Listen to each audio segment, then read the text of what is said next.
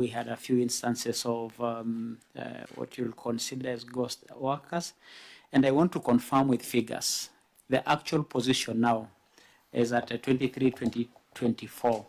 We are standing at 40%. I am sure the continued implementation of the recommendations by the audit committee on the actions that they made as administrative action that the county management need to take, that in the subsequent reporting, and I wish to go to records on this, that these percentages will continue to come down. So we realized that we had some very serious anomalies, and that is why we sought external help, and we want to confirm that we are coming down, and now at 40%. I submit, Mr. Chairman. Senator Meso. Honorable Chair, if what the governor has said is actually the true position of AJAABU, because I would get more comforted if it was coming from the Auditor General, then I would want to admit that that would be the best county that I have dealt with since I became a member of this committee. I have not seen a county that has moved with 7% in my life here as a member of this committee. So if that is the case, then it is very impressive. It then shows that you're determined to go to 35, because many people say that we have done a cleanup, we have done what, but the wage bill keeps on bloating and going up. So if then that is the trend, keep it up, Governor.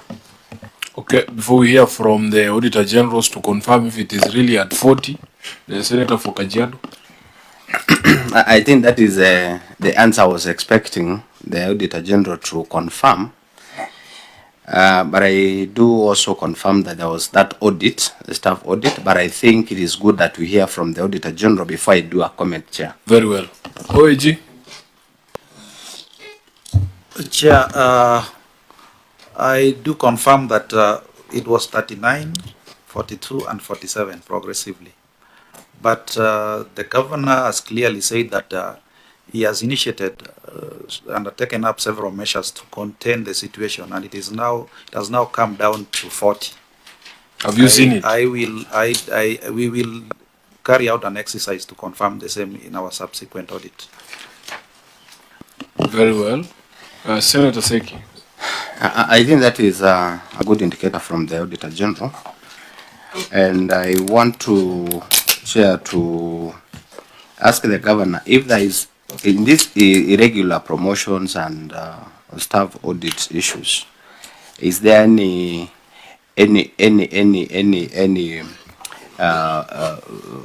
action that you've taken to the officers probably who have take the county to take all this money irregularly, and discipline issues that has been incurred to this?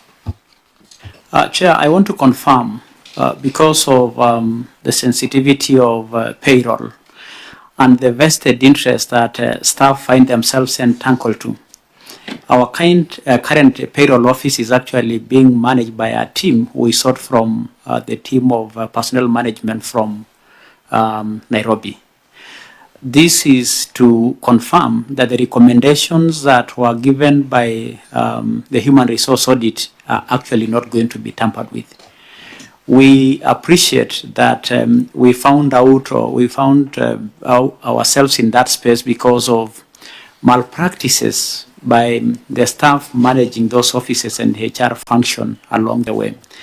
And therefore, the fact that we even got an external team to be managing our payroll now to make sure that the implementations and recommendations of the HR audit are fully implemented is a commitment that we will not go back on the course we are in. We have also, Mr. Chairman, just to reinforce, noted that Kajiado is currently performing below par with its own revenue collections. When the revenues go up, because these are ratios, you will actually note that the ratio of the HR factor will also come down. So that, among many initiatives that as a county government we are undertaking and we are taking to make sure that we will not go back there. Once the DPM, the Director of Personnel Management, confirmed to us the malpractices in the payroll of introducing people to the payroll who are not supposed to be there and giving irregular promotions, it is then when we will begin to institute disciplinary action against the officers. I submit. Thank you. Senator Onyonka. Governor, I only have a small question I wanted to ask, and that's why the question on whether you had come with your team from HR, and particularly the Public Service Board, because the question I'm asking is, in these audits that you're doing, and this is what we are finding in many of our counties, the only way you can verify and confirm the total number of people you have and where they work, and most probably even the departments they hold, is if you're going biometric. Have you managed to do that? Because I realize doing the audit doesn't mean anything if you don't have ring fencing of this total population, which then helps you to either budget for or make decisions on. Absolutely. I confirm, Mr. Chairman, that for the human resource audit team to verify the authenticity of the staff in the payroll could only be done through biometrics. And therefore, I confirm, yes, it was done through biometrics. And that is why we are able to weed out many people who did not present themselves for the biometric. So I confirm we did use biometrics. Thank you. Chair. Yes, Senator Mario. To follow-up question on that, total number of the current staff you have, the numbers in Kajiado. I'm hearing, Chairman, from my team that it's about 4,000. And this actually confirmed then that we should have had with our CC public service or HR for that matter, but the figures were about 4,000. I can remember some cleaner figures. About more than 50 staff were found or did not appear for the HR audit, which we can consider to be ghost workers, and close to 100 were irregularly promoted. And therefore, while we may not give an exact precise figure of the actual position, it keeps coming down. We have also had an interesting situation of a good number of people retiring in the public service. And therefore, it's roughly 4,000 staff. Thank you, Governor. Auditor General, unless there is any other issue here, we will wait for you to come and confirm to us that the trend has begun to change to a downward trend, because the trend from the previous 3 years, Governor, indicates an upward trend. I do understand what you say, what a shortfall in on-source revenue does to the percentages, but I would expect in your answers, Governor, you don't just blame one thing. The explanation that you have given here before the committee should also be reflected in your written responses, because if you just want to blame COVID alone, the question that Methu asked you then becomes very relevant. Even now, even if it is at 40, it is still high. But as he said himself, you're not doing as badly as the other counties, and we'll wait that confirmation from the Auditor General. Now, members, let's make some progress. The 4th issue was Senator Mtata. Sorry, I didn't see your request. Sorry, I wanted to ask His Excellency, what improvement has he made in his own source revenue collections to underscore, to justify his statement? Has there been any improvement notable that is a trend towards securing that? A number of measures we have instituted as a county government. Number one being the question of full automation of our revenue systems. And leveraging on the same technology is to simplify the processes of people paying for their levies and what is due to them. We have also given special attention to the question of land rates, which is a big point of source of revenue for the county, for Kajiado County.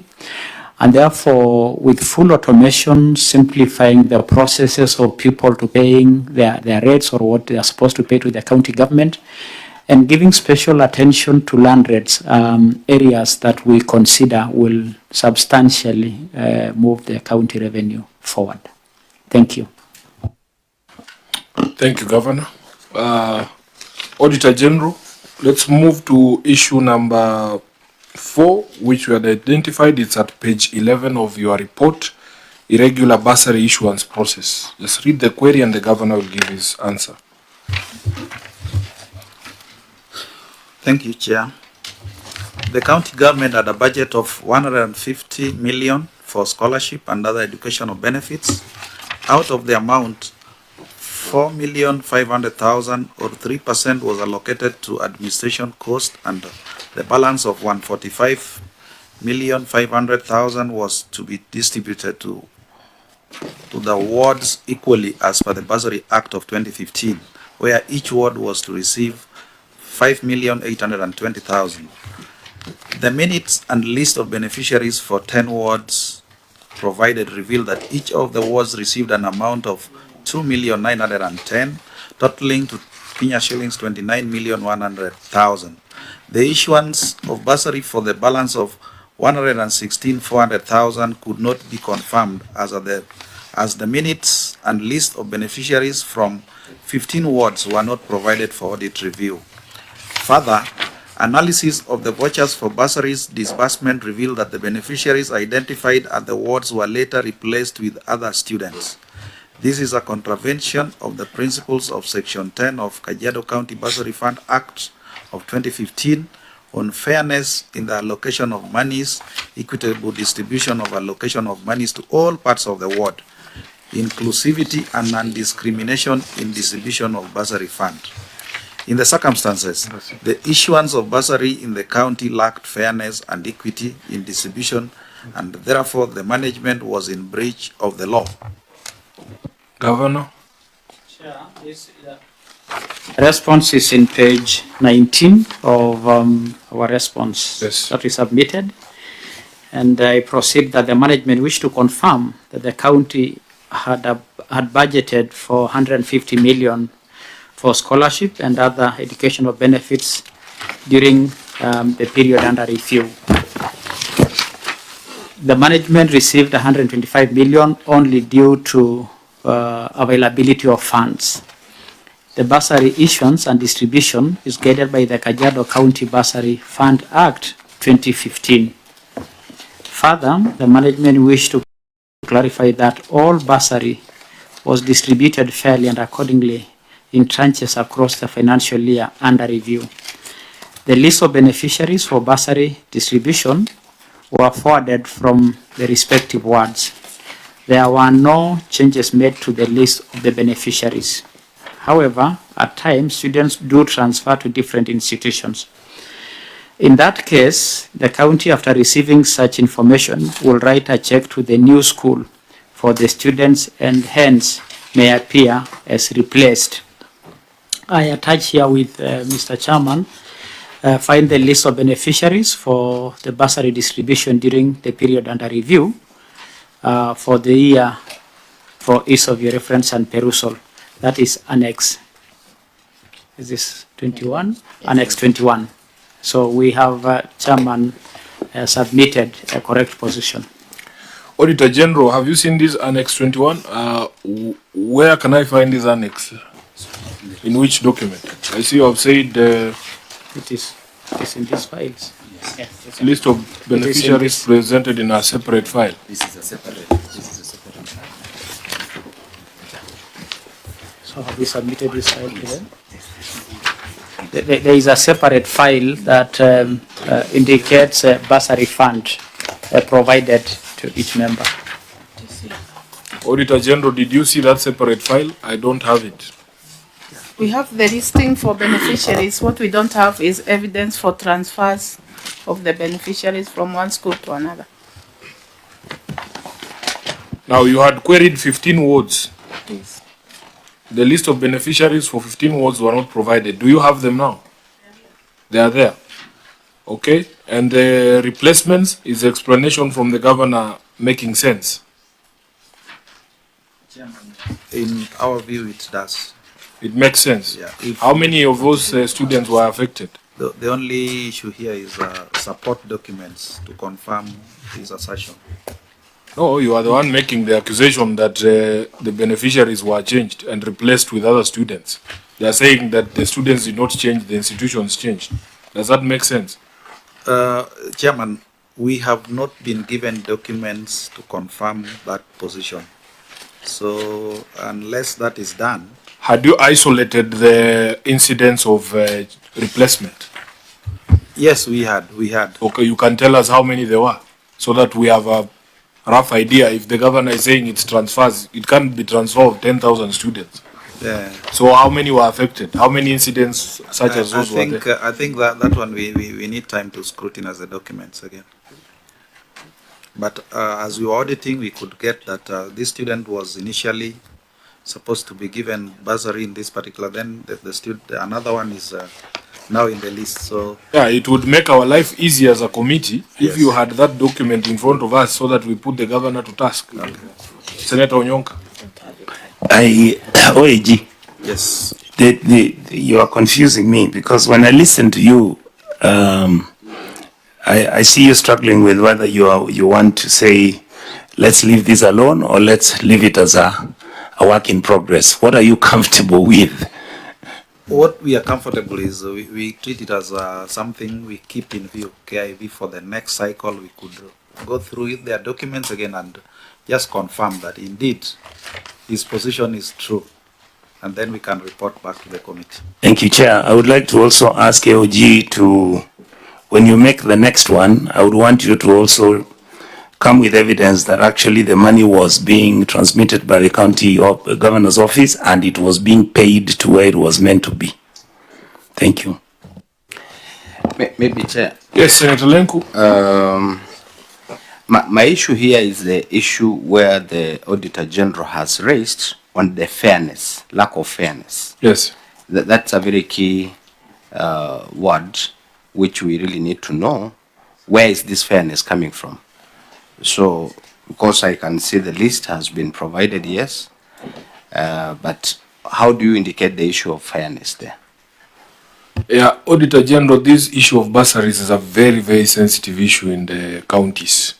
So when you make an accusation that the county has replaced beneficiaries from certain wards, or that there was no fairness, the way Senator Lenku is bringing to your attention, you need to show us what the basis for that accusation was. Agreed, Chairman.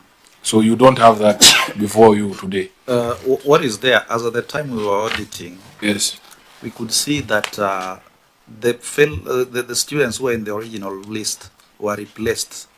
At that point, we invoked the issue of fairness, because if you replace one student with the other, maybe you disadvantage the other student. Agreed, but in the absence of a list for us to be able to see, yes, what percentage would you say were affected in those replacements? I know you don't have the actual data. At this juncture, I can't commit, but I can say that. So you have gravely put us in a position where we cannot prosecute, yes, prosecute that particular issue. Absolutely, we will. Senator Lenku, Seki. Yeah, I think that you're right. I'm Lenku Seki. Oh, yes. So I think it's good that you admit that and provide that list so that we get to understand the percentages, because it's something that will interest us to know who are these people affected and why, so that we're able to put the county into task on that. So if the governor is saying there were no changes made to the list of beneficiaries and the auditor is saying there were, then, you know, we get very confused as to who is telling the truth. But auditor, we will want that you work on that, so that the next time we have a conversation with Kajiado, we can be able to give those specifics that would elicit the correct answer from the governor. We are well guided, Chair. Yes. So I suggest we move from that issue, because of that handicap, and tackle our fifth issue that we had identified as still outstanding. Governor, we are going to move to page 12 of the Auditor General's report. On paragraph 8, stalled project construction of outpatient department at Emotoroki Dispensary. Auditor General, read your finding, and the governor will respond. The county advertised tender number CGK stroke SEM stroke award stroke DEV stroke HS 003 stroke 2020-2021 for the construction of phase 1 of outpatient department at Emetoroki Dispensary The contract was awarded on 30th April 2021 at a contract sum of 1,997,984 and was signed on 11th May 2021 for a period of 60 days. The bill of quantities indicate phase 1 of the project was to be done up to the superstructure roofing level. The project implementation status report indicated that the project was 75% complete. However, site inspection report from the Public Works dated 22nd June 2021 also indicated that the construction of the substructure was complete, materials on site, that is walling and roofing, and a recommendation to pay the contractor the first payment was given. The county made payment of certificate number 1 of Kenya shillings 1,504,775 on 29th December 2021. Physical verification conducted on 19th July 2022 revealed that only the slab substructure was complete. No materials were on site and the contractor was also not on site. The project had stalled and the basis of arriving at 75% completion level was not clear. Further, the balance of 700,000 on this contract sum is inadequate to complete the project. In the circumstances, the project has not been implemented as per the contract agreement and payment of the amount of 1,504,775 is irregular. The residents of Kajiado have also not gotten value for money from the funds expended on the project. Governor. Thank you, Chairman, and we can confirm that management notes Put your mic on, please. Sorry. I confirm that management notes that as per the inspection done on the 22nd June 2021 by the project manager, materials for walling and roofing were on site. However, as at the time of the audit verification exercise and inspection on the 19th of July 2022, the materials were not on site while foundation works have been completed. Having management issued instruction to the contractor to resume site and complete all pending works, failure to which management will take legal action. We have attached an annexure 25 there, but the point, Chairman, now is that the contractor is back. What has been happening in counties is that sometimes when payment are delayed or when remittances from the National Treasury are delayed, then many contractors will pull back. But I confirm that the project is on course now for completion because we managed to make the payment. I submit, Mr. Chairman. Governor, which payment did you make? Because you had already paid 1.5 and the balance was only 700,000. Let me ask my CC for finance who is trying to get me here with your permission to And then also clarify. before he comes in, what happened to the material? It was there in June 2021 and by July it was gone. Thank you, Chair. For this particular project, we confirm that initially when the project manager visited the project, materials were there.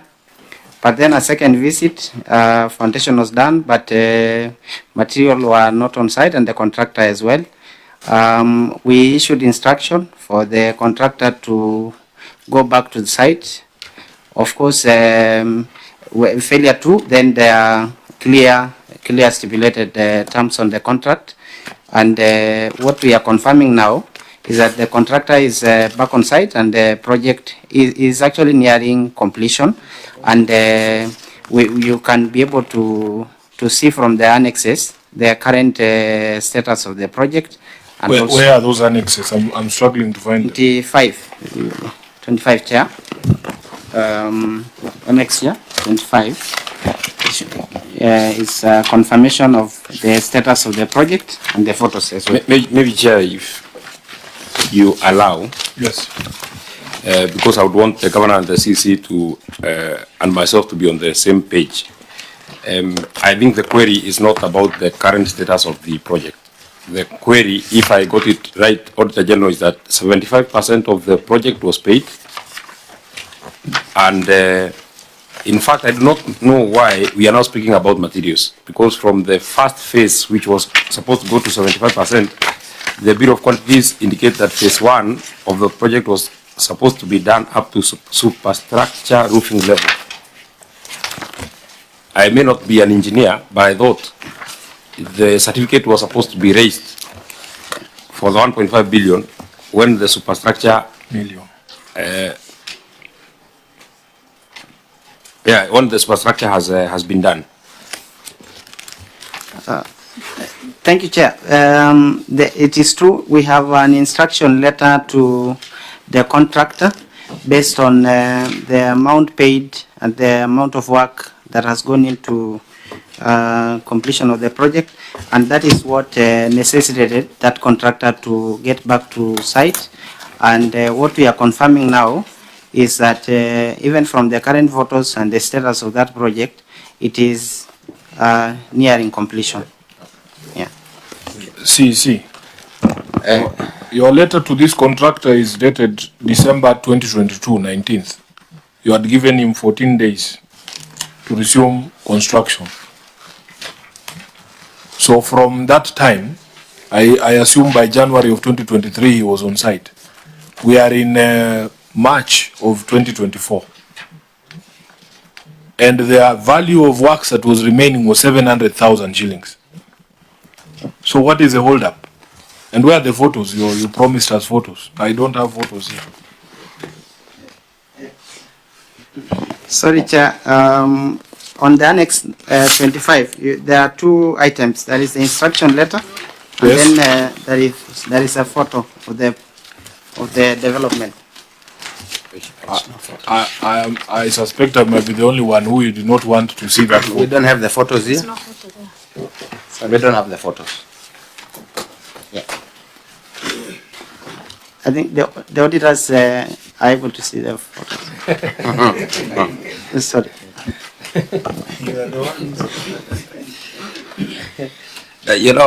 Appearing before the, had the auditor seen them, it would not have appeared as an audit issue. So the people that should see the photos are the members of the committee now. There's a question the auditor raised there about the adequacy of the balance to complete that project. You have not addressed us on that issue at all. Are you going to pay this guy any extra money? No, no, Chair. The basis of paying the balance is the completion certificate of that project, and we have not paid. So what percentage would you put the works at now? The works is at 90%. And that's what your photo shows, the one you don't want us to see? Currently, the project. Is the photo showing 90%? Not the current photo that you're having, but the status of the project, because these are the projects that we actually took keen interest of this Did particular you come from project. Kajiado today? Yes, Chair. You came from Kajiado? Yes, Chair. So as of today, the project is at what percentage? The project, the status report that we currently have from the project managers is that this is a project that is nearing completion. Is at 90%. But you don't have photos from today. That photo is from which period?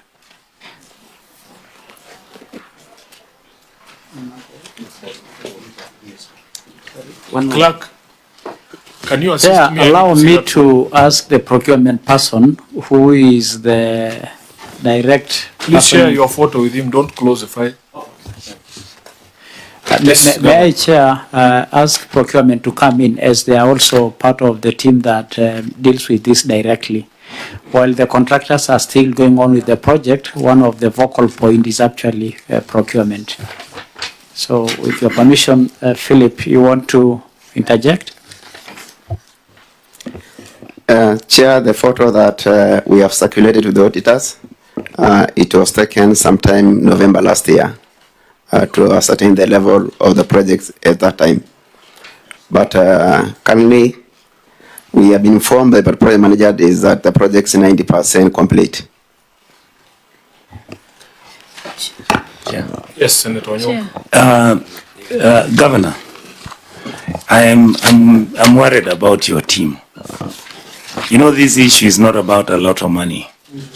It is just the efficacy, the ability for money to have a value.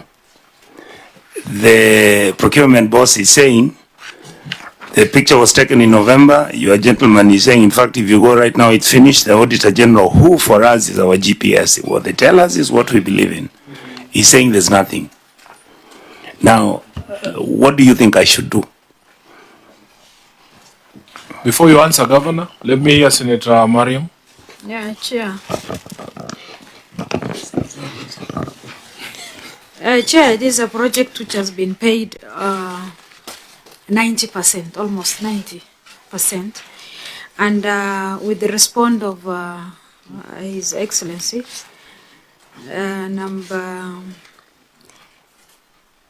management issue instruction to the contractor to resume site and complete all the pending works, fail to which the management will take legal action against him.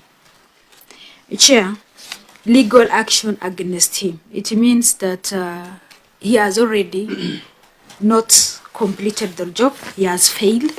So what legal action has you taken before you even tell him to go to the ground? Thank you. Governor, just note those questions. You will take responses in one go. Senator Seki. I think also my question will just be relating to what Mheshimiwa Medho has put it. This project has been paid almost 78%, and the 700 which is a balance now to the project, has it been paid already 700? And is the contractor capable to complete this project without the balance, or with that kind of money that has been paid a long time ago, and yet the project is being done now? So those are the issues that probably would want to, because we also don't believe on the photo. Now that these auditors, they don't have that photo, and they have not verified the project themselves. So unless they tell us they have visited the site, so maybe that is the only way that we can trust and believe on the project, on the photo that you've already indicated there. Governor, please let's have responses to those concerns. Thank you, Chairman. I confirm that the Motoroki dispensary had some issues at the time of audit. As indicated, the actual payment at that time was about 80%. And with the ongoing works, we are in a situation where the county now owes the contractor. I confirm that it is very unlikely that we'll go to any legal action. Sometimes we do blacklist contractors, but looking at the progress that we have made so far, it's very unlikely that we will get there.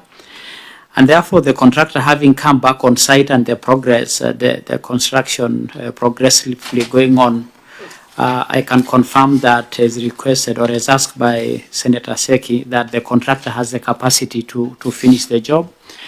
And I want to go on record that this project is going to get complete. This project has been going to get complete, and we are grateful that the audit team had highlighted concerns. And so we are surmounting this problem progressively, and therefore we are now on course to completion. I submit, Mr. Chairman. Okay. Auditor General, do you have anything to say before we close this matter? Yeah. What we can say is that this was about short project which was to be completed in 60 days. Therefore, it has also an element of value for money. After 60 days, the project was supposed to have been terminated. Therefore, we take the comments or the concern of the governor about the reassurance about completion, so that at least the people of Kajiado can get value for money. Thank you. Auditor, when you said the site inspection report was from Public Works, which Public Works is this?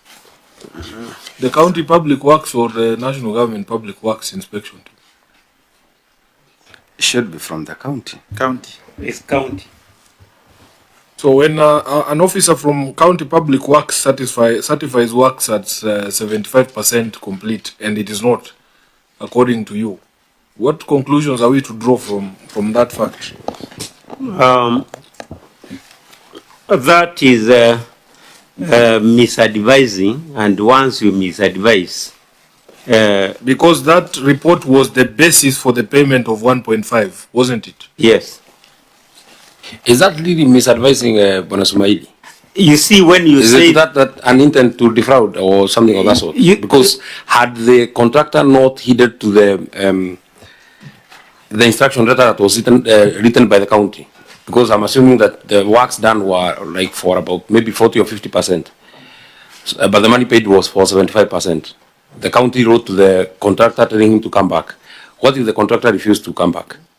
The county would have obviously and blatantly lost money. These are fraud and it borders on collusion, because here the officer and the contractor, that you indicate that the work done is more than what has been done, therefore you overpay. Because it is out of that recommendation that the payment is done. The payment was done. Yes. So, Auditor, instead of telling us that the basis of arriving at 75% completion level was not clear, instead of saying that, why don't you just say what the problem is? Yeah. Just like that there was just say that this is collusion between the contractor and the collusion with an intent to defraud. Yes. You have said it, Chair. No, that's what you said yourself. I shouldn't be the one to say it. I shouldn't be the one to say it, because when you make that conclusion as an auditor, yes. Maybe it is also good, Chair, to note that this was a financial audit. It was not investigative in nature. So we cannot conclude with those words of fraud or collusion. It is outside the financial audit. They are not helping us. Can I ask you in very, very simple terms? I understand your responsibility to be what you're trying to run away from. Even what helps you make a decision if this matter, for example, if it goes into court, what would your financials, what is the purpose of your financials?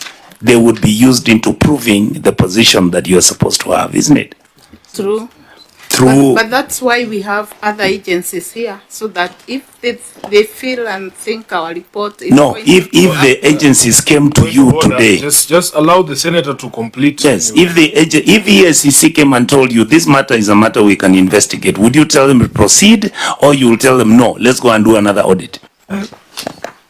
We will provide the information within our ABIT for them to use maybe for further investigation. You have not answered me. Would you ask them to proceed, or you would tell them it is none of your business? I think we have no room to tell them it's none of their business. Madam Auditor, let me help you. Yes. Because this is your own report. Yes. And when I'm reading the report, when you are saying that the basis of arriving at 75% completion level was not clear, that is your language. It means in your mind there is already doubt as to the propriety of this. So whether it's a financial audit or a physical verification of a project, you as an auditor have already raised a red flag. And cited the problem. And you have identified the problem. So for those of us who are reading your words, we feel that there should be a next step from there. Because you cannot be committing resources like this. There's a problem with that public works office. And it's very simple. You can get that inspection report. You see who signed it. If he's still in the administration of the Honorable Governor, you recommend that certain administrative action is taken, or if not, at the very minimum, the ESCC should get to ask that officer that question you are asking yourself in the head. Let the ESCC ask that officer, what was the basis for this recommendation of 75%? On what basis was that recommendation made? Then as a people we can progress, because we want to help these counties to succeed. So members, I think for us we will be satisfied at the very minimum if the ESCC can have a conversation with the public works officer who made this recommendation for payment when there was no basis. And that is what we are going to recommend. So, ladies and gentlemen, you have seen how much time we are taking on this project, and for the previous financial year, the projects are more than 10, Governor. On this particular financial year, there are 2 issues remaining. Report on effectiveness of internal controls and risk management and governance. Governor, this one we are going to rush through very quickly with you. On page 13 of the Auditor General's report, they say you do not have an approved staff establishment. Do you now have an approved staff establishment? We confirm we now do. You and do? we have attached Annex 26 to confirm that. Annex 26, let me see what that is. Now I don't trust your annexures after the incident with the photos. Annexure 28. Annexure 27. Auditor General, when you say an approved staff establishment, it should be approved by the Assembly or by whom? Auditor? Who should approve? Public Service Board? Yeah. The County Public Service Board? Yeah. Chaired by the Speaker? No. It's chaired by who? We have the county and assembly. Oh, yeah. Yeah. I stand guided. So, where is the approval, Governor? On which page can I see the approval? I have Annexure 26 before me, copies of staff establishment. The issue is not whether there is a staff establishment, it is whether it is approved by the County Service Board. Where is that approval? We have actually attached the list of the staffing establishment. The procedure, Chair, is that the County Public Service Board approves and then ratified by the County Cabinet, the CCs with the Governor. So where would we see that approval? While we have submitted the list of the establishment, I think the minutes of the the minutes for the Cabinet are not here. May we, Chairman, please provide the minutes for the Cabinet approval for the same? Yes, because in our briefing with the officers from the OAG, they said you still do not have an approved staff establishment, so we will take it as truth because Yes. you do not have any evidence to show us that it has been approved. The last issue is lack of a fixed assets register. It's on page 14 of the Auditor General's report. Do you now have a fixed asset register? Chairman, this is a very big problem at the national level. This has to do with the issues of IGRTC, that is the intergovernmental relations, because it also touches on assets that are supposed to have moved from the defunct local authorities to county government. And this is a conversation that goes on at the IBEC, chaired by the Deputy President. And therefore, we confirm that this is work in progress across the counties. And therefore, we have now created a budget for a team working on that, but it will only be verified ultimately when a decision is made at IBEC for the same. Governor, your colleagues have appeared before this committee, and it's not good for you to speak for them and say it's a problem across the counties. We have counties and entities that have a register, but it's incomplete because of those problems with the IGTRC and assets that were inherited from the defunct county local governments. But for you, the register does not exist, even in an incomplete form. That is the problem.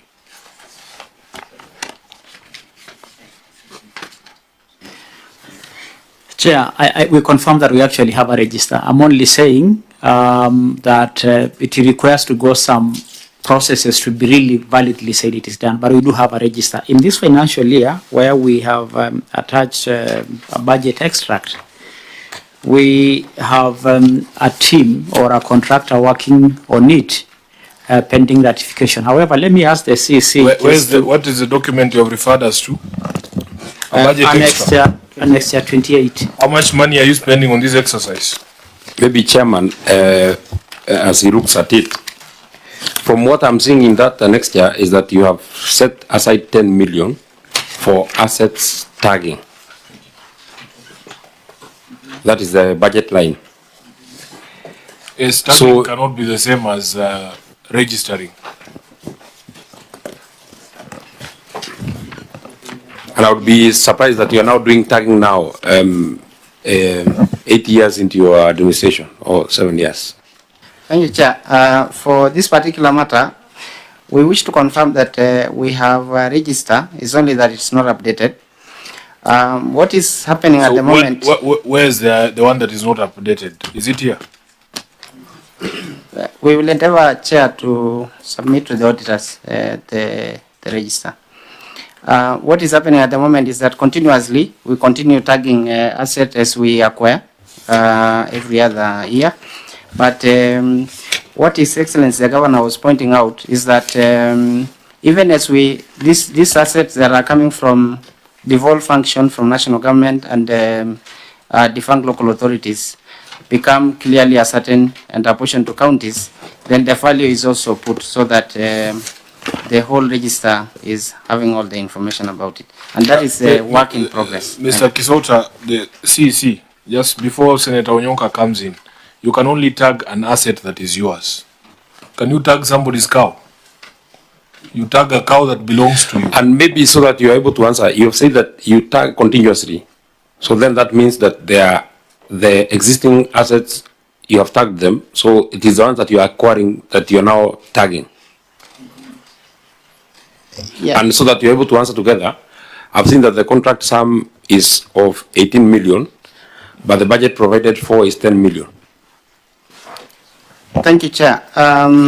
Yeah, we have a number of assets that are already tagged.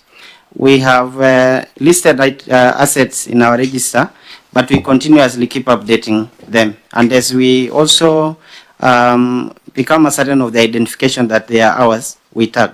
Because I just wish to confirm that you can't tag someone else. Let's hear from Senator. I didn't get the answer to my second question. The contract sum is of 18 million, the budget line is of 10 million. I wish to look at it keenly myself so that I can... No, it's not yourself, it's the document that you have provided. I have nothing to do with the... Is that the allocation for this financial I think year? let's back him up, Chair. Just 1 minute, Governor. Before we take the response, let's hear what Senator Onyonka wants to ask. Mr. Kisao, what happens, through you, Chair, when the other county executives come here, Governor, they tell us we already picked this, we've picked this, these ones we are having challenges with, these ones, in fact, we are, because the function has not even been devolved, we can't even, what we are saying is, you're making an argument to us, and yet you are giving us a blank piece of paper. I even saw there's a section where you have animals, isn't it? Which you have valued, and the auditor said they wished that valuation had been done by an external outfit. So what I'm saying is, you don't have any of your assets that you can even list to us and say we've got these ones, but these ones we are having a challenge with, and these ones because, and these ones are being affected because the discussions within IBEC and IGRTC are not, this is the challenge I'm having. Thank you, Lekina. Thank you, Excellency. I would like to clarify on the question of the budget and the documents given in the existence of a fixed asset register. The county does have an asset register that is existing. It is not yet up to date, and that is why we have budgeted for, in this financial year, money to enable update that register and also tag the new equipment or assets that are acquired by the county. In this exercise, 2 or 3 activities take place. You have the tagging of the new assets, you have the valuation of existing assets, and the valuation of the new assets. And of course, we have the assets that are yet to be transferred, as the governor had shared, that are still in the IGRTC. So the questions of budget, yes, you have a budget of 10 million allocated in this financial year. And if you see the contract in terms, the contract period is for 18 months. This contract runs for 2 financial years. That means the budget is being carried forward in 2 financial years. So we would have been able to finance the entire process. So this is a full contract, and you have attached the contract, you have attached the notification of the awards and the acceptance letter, and if need be, we can provide the TORs that so, show. Mr. Lekina, the query was you failed to provide that register at the point of audit. Why was the register not provided? It has been provided. I think if I read the statement correct, is the accuracy and completeness of non-current assets. it is there, but it is missing the current assets. It's outdated. I think that is what the auditors. It's a voluminous document that you are requesting for it to be provided. They are big volumes which were provided, and if need be, we can provide again. OAG? Chair. Yes, Senator Mariam, before Before you go to the auditor,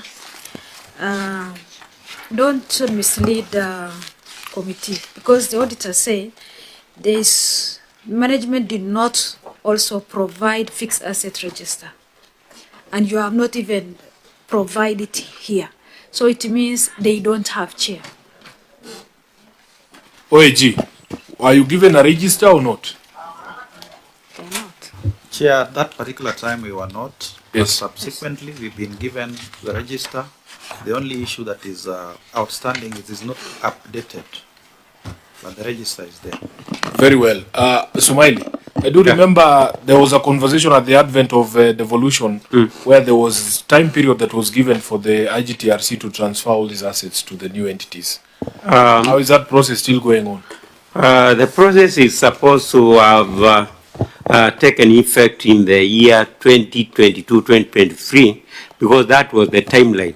What probably we can encourage the county is especially assets they have acquired straight away. They don't need value because they already know the value. Therefore, for those ones, they can put in the values in the assets register only to await the inherited from defunct local authorities. So that at least they have a base to start on. Because the year 2023-2024, they are required to fully prepare financial statements, including the values of the assets. And now without values, now it will be like one-legged chair. You have the liability, but you have no asset base. Thank you. Senator Methu, let's close on in a this. very, in under 1 minute. I think I have, like, I don't know, I didn't get his name very well. Lekina. Lekina. Okay, it's the same thing. I don't know whether it's the same thing as Lekina. But I think, Governor, if you were to take the precision and accuracy of responses as has been taken by Lekina, I'm sure we shall be able to move very fast. I found that response very, very accurate, very precise, because there are so many issues that are still pending. Senator Seki? Maybe I will request Chair to request the county to give us the timelines on when they should give this register, updated register, so that we try to see if we can dispense this matter. Yeah, Governor? Being a true financial year assignment, I think we will continue to work on improving the accuracy and completeness, because it is really the matter under concern, and continue to be updating the register as new assets come into force. Thank you. Yeah, thank you. I hope you're satisfied with the answer, Senator Seki. We have taken quite a bit of time on this particular financial year, and yet it had less issues.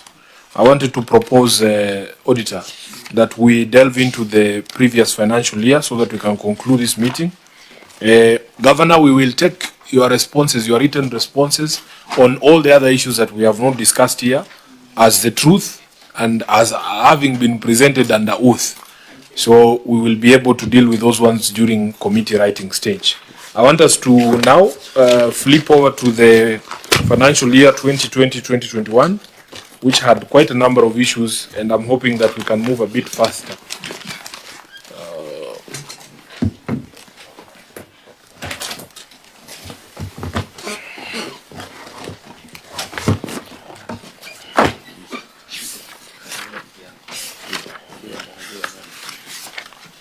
So, as I had briefed you, Governor, during our briefing with the Auditor General, we have identified almost 28 issues in this particular financial year, and many of them are interrelated. Auditor General, I don't know how we are going to proceed. You remember there was an interlinkage, especially to do with the projects in the education sector. And a suggestion had been made that we lump them together and have a conversation about those, because they will take away about 10 of those from the 28 that I had listed. So, Governor, if you look at the report of the Auditor General,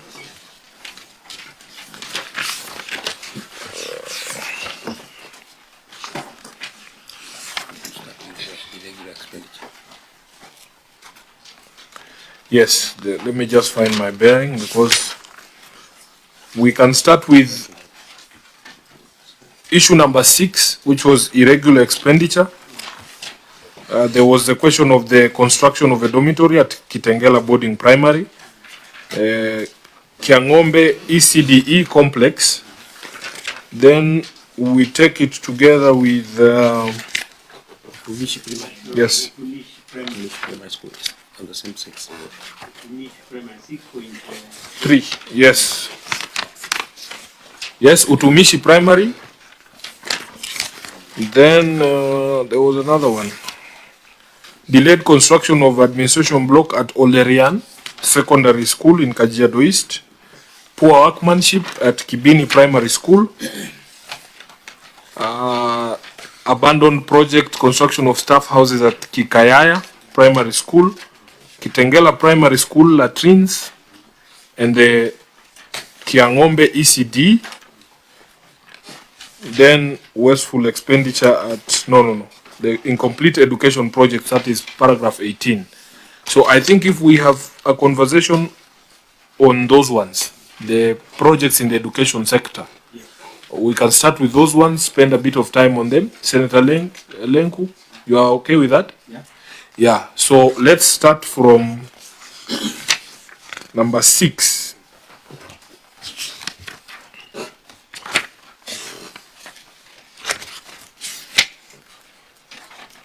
Which is at page 5 of your report, irregular expenditure. So you will read that finding, and Governor, you will take us to your responses. We will take those education sector matters together. Thank you, Chair. The county executive tendered for the construction of a dormitory at Kitengela Boarding Primary School in Solinke, Olosikon Ward at a contract sum of 2,992,464 for a period of 6 months. However, procurement records provided for audit review were inadequate. Further, a site visit to the project on 11 November 2021 revealed that no dormitory was constructed, even though payment amounting to 2,504,011 had been made. In addition, the site inspection report by the County Works Officer dated 14th April 2022 reflected that the superstructure works were complete and the engineer recommended and issued certificates for payments. In view of the foregoing, the accuracy, validity, and existence of the project amounting to 2,504,011 could not be confirmed. Yes, Auditor, you see why we were talking about that County Works Officer? He's featuring again here. Governor, let's have your response. You direct us to the page. In the spirit of fast-tracking this assignment, Chair, this is in page 10 of our response. Yes. I want now to confirm that the procurement records that were not available have since been submitted, and we have attached appendix 10 that has a letter of award.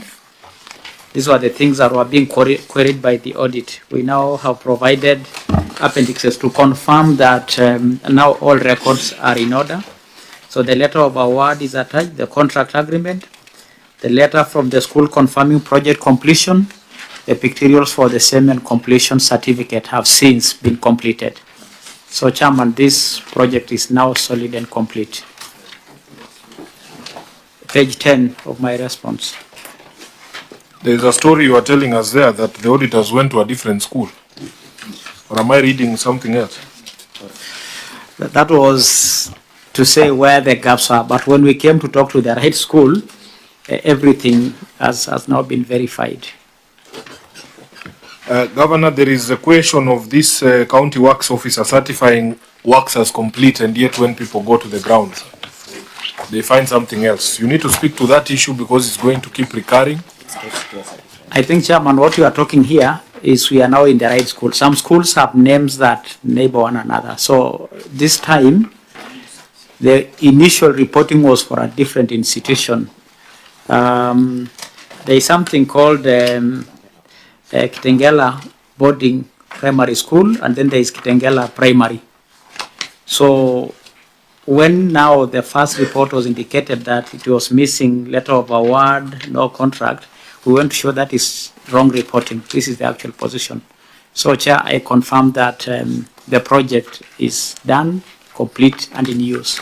Auditor General, you are being accused of not knowing your way around Kajiado.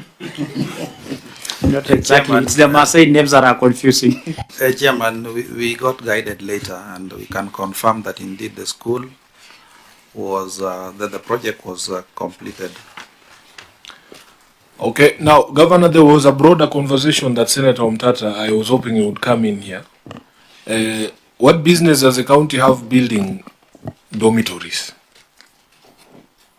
From which vote are you building dormitories, Governor? Chair, let me confirm that sometimes the ground is very different from realities at the top. And I'm glad that our senator seated here one time was our CC for education. We actually got approval, and many a time we get the Ministry of Health trying to intervene. We have instances like what is coming shortly is the Changombe ECD, where Kitengela, because Changombe is in Kitengela, where Kitengela town had no public school. When we build a complete ECD to address the problems, the community, out of desperation and out of need, decided to convert our ECD complex into a whole primary. So sometimes the circumstances on the ground warrant such, but more importantly is the conversation between the two levels of government.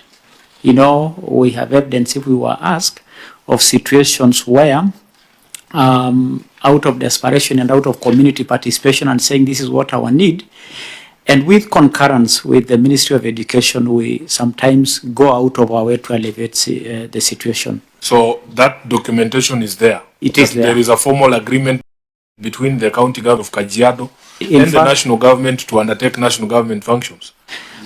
It is probably a no objection more than the national government asking county to take their own functions. In fact, as at hand now, even just last week, the Minister for Education, Honorable Machogu, the community in Ololaiser High School in Ngong were seeking for support from the county, and we declined, but he said we have no objection. So it's really more of a question of no objection, or sometimes a situation of converting some classrooms into a multiple use. You know, it is an ECD at this time. Sometimes it is a social hall in some other instances. So it is a multi-use of facilities that is a concern more than one level of government taking functions of another level of government. When you look at education situations in our country, Honorable Senators, Mr. Chairman, the state of our country and the situation in our country is sometimes very, very different. While we have some communities without schools completely, and sometimes children of this country studying under trees, we have some other parts of our country that may have excess school facilities. So we may not be able to give a blanket or a uniform, one straight line way of solving problems affecting the country. Governor, we don't deny that there are unique circumstances on the ground. What we are saying is, what does the law say? And is the team from legal here? Yes, you need to find me that requirement for an agreement between the two levels of government for them to execute projects, because you are using money that has been assigned for specific roles, which are the roles of the county government, to execute a mandate you do not have. That is the problem we have. Senator Fokisi. Governor Lenku, the issue which we are dealing with is actually not as simple as it looks. We understand that. But again, what we are trying to say is, what would happen? Let me give you an example. For example, if the local member of parliament decided that the school you've built, they call it their own, where they've used CDF, how then would they audit such a project? These are the challenges we've been facing, and what we are saying, we must begin to be a people who follow the law. If the law is uncomfortable, then ask us to legislate so that we change the law for you. But you can't take a law which already exists, and I think that's what Chairman is being very, very cautious about to tell you, and then take this law, because I see there are about 5 projects that you have done which are actually the mandate of the national government, and yet you've taken them to be. All right, I mean, a dormitory, I would have really been happy if you just did an ECT center. The issue where you have built a health facility within the AIC. Are you with me? You know, there's a facility you've done like that. The question then becomes, if the church claims ownership to the land where you're building that school, what if the church says this school has nothing to do with the county? Those are the issues we are saying. And for me, I think that's why initially we asked you, I don't know that you came with your team from legal. These are the things they need to advise you about. That yes, as a politician, you will go and make a pronouncement, which the public is crazy about. They clap for you.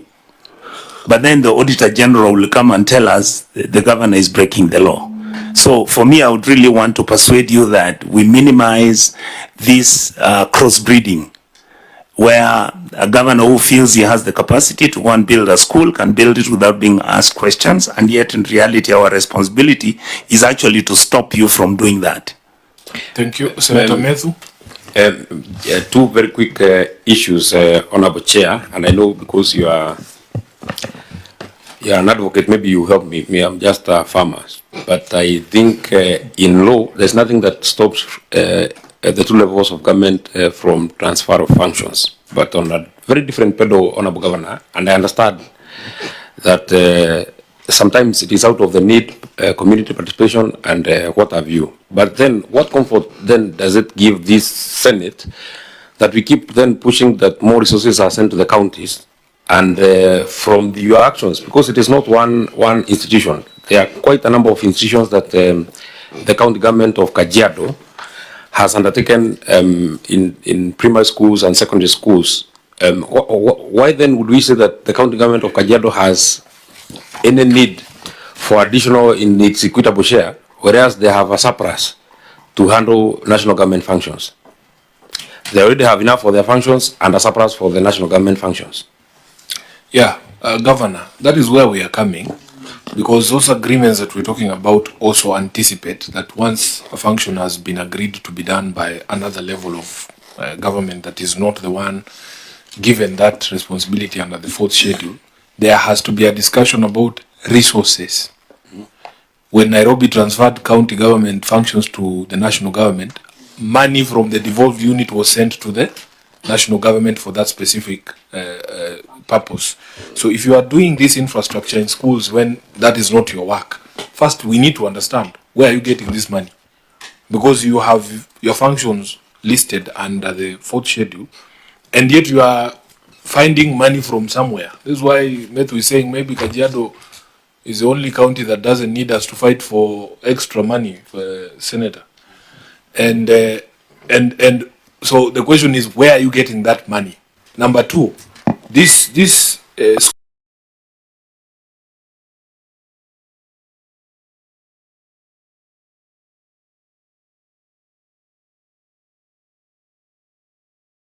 schools exist within constituencies.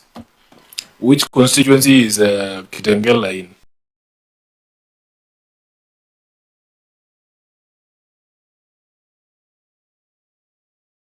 Senator Omtata, you are the one who raised this flag. I think the governor would be advised to look at Article 187 and Article 121, Article 229, Clause 6. You are audited for lawfulness and effectiveness. And Article 187 handles the question of transfer of functions. I just want to read Section 2, Clause A. Article 187, Section 2, Clause A. It says if a function of power is transferred from a government at one level to a government at the other level, A, arrangements shall be put in place to ensure that the resources necessary for the performance of the function or exercise of the power are transferred. So basically, what our chair is saying that if you are going to perform this as a county government, then money that is given to MP for CDF should be cut and given to you to implement. Correct. Basically, that's what the chair is saying. So, and if you are being audited, you'll just be audited for lawfulness and effectiveness, not for popular demand. You are audited if you are following the law and whether the money is having value. There's no other thing you are audited from, Your Excellency. So those things that there was demand, there was whatever, will not save you if this committee decides to put its foot down and say that that money should be recovered from you. Because Article 226 clause 5 is very clear that if money is lost in your care, it has to be recovered from you, they are in office or not. So it's a very, very grave concern, and it's an issue that's popping up in many county governments. You find a county government having bursaries for colleges, bursaries for secondary school. Then you wonder, do these people understand their mandate? Basic education is not to be neglected. TVETs are not to be neglected.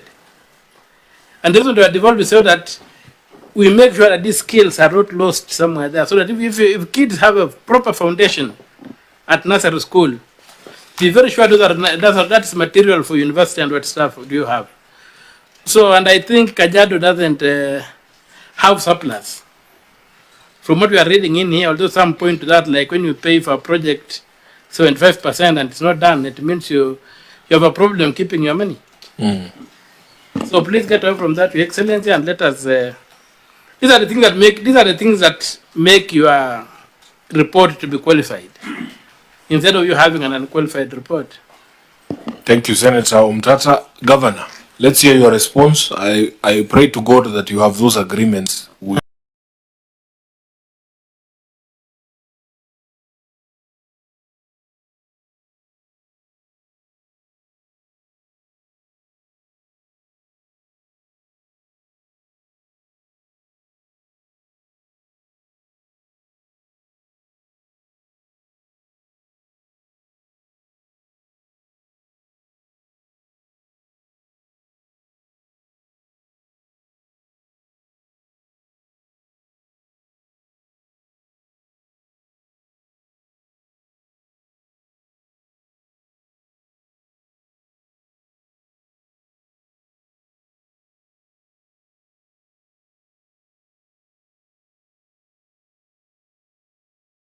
the national government. Chairman, for Senate, we are grateful, even though I'm not talking really on behalf of the council, but as governors, we are looking upon you to continue fighting for more resources to come to the county. In fact, I know that the senator has spoken about an AIC pediatric center. That is actually not in private land, it's actually in county land, and we have provided evidence to show that this is in a school. And except for 1, 2 or so things that we had sought a certificate of no objection, really many of the other things are within the county mandate. Now, but we are well guided, Mr. Chairman. Yes. And we appreciate that county requires a lot of resources to address a myriad of problems on the ground. And many a time, even resources are not following functions, and that brings complication in implementation on the ground. And that is something that we hope the Senate will continue to fight for us as you are doing. Thank you. Now, given what you have told us, Governor, how are we going to believe you on the next issue of Kiangombe ECD? How do we believe that you are not the one who told the people that what you're building is an actual school? How do we believe you? And then you say the community took over your ECD classrooms, and then the initial intent ends up with a school with actual no ECD classrooms. Chair, there will be documentation to show that we were acquiring land for an ECD complex. And as you are probably aware, Kitengela is becoming a huge place with a massive population of Nairobi migrating into Kajiado. So when you imagine Kitengela ward without a school, you know, that kind of population, you can see the desperation in the community trying to convert the entire complex into a primary school. Of So course, you along the way. have said the national government issued you letters of no objection. When the community was taking over this ECD complex, did you issue a letter of no objection as a county government? These were your buildings. You see, for us as a county government, that is our ECD complex. The use is slightly different from what we intended it for. This is your house. This is your property. You are the one who has built it. It is. Governor, do you ever, if I don't know which example I can use. If I can intervene, you know, I understand this situation quite well because I'm within the same county, and we normally, there is that kind of pressure from the community, and I think the governor is trying to struggle to answer this question. But ideally, this is a community demand, and the county happens to just to come in, and it is good just to say the truth. Rather than, jungle within the means to justify what you've already done as a county. It is true that the county has done a complex as a primary school. And the advice of the chair and of this committee is that this is an issue that is coming from almost in the entire country, that they have a big problem of people, counties trying to do functions that are not theirs. And it is very clear in the law. Maybe going forward, Chair, as Honorable Nyonga has also put it, that this matter need to be discussed in our level so that at least we see how we can help counties, because at times it becomes a big problem. There is a problem that comes in. You cannot escape as a leader, as a governor, as a member of parliament. You happens to do something. But I would want to, Chair, to discuss this, because before, previously, MPs in the CDF were doing even hospitals, but immediately after devolution, they stop. So that means the function was referred to the counties. I think it is now important that we, as counties, we need to focus on what is ours or what is yours, particularly on ECDs. You impact a lot of your plans. You plan, you budget according to what is required of you in terms of ECDs and VTCs. If we focus on that, we'll solve the problem of education in our counties, because you will be able to do what is required of you and reduce the issue of auditors coming in and even bringing all these issues to counties. So, Chair, I want just to say, let's just admit as a county that we have done quite a number of functions that doesn't belong to us, but we'll rectify going forward. Maybe in this financial year coming forward, in our budgets, we will not have anything that belongs to national governments in our budgets, because you budget the money, you do it, and then down again, the auditors come in and do something. So I think it is good that we just admit going forward that we will rectify the problem. Yeah, Senator, thank you. But the problem we have is you intended to put up an ECD institution, which is your mandate. So there's no ECD now. It only exists on paper in the county government records. But it has been taken over. It is now called Liquid Primary. No, Chairman, let me correct it a little bit. Yes. If you go to record and even process of citizen participation, Wananchi had asked for an ECD complex. That is what was in citizen participation, yes. That is what was in the budget, and that is what the county government developed. Once the county developed this ECD complex, because they were saying we need like a 3-stream, several classrooms for ECD because the children were so many. Then now the community decided in our ECD complex they will have the other classrooms. And now along the way... So they build their own classrooms? No.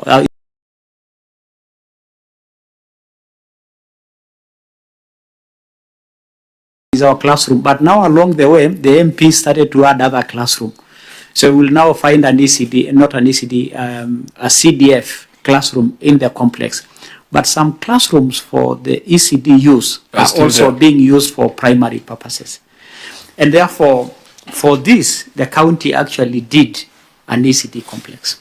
So there is a dispensary that you showed us in the previous financial year. Correct. If the community decides they are going to turn it into a church tomorrow, you're going to let them use it as a church, yet you know that those are not matters that the county government should be involving themselves in. Don't forget, Chairman, in a truthful way, that many churches are ECD classrooms.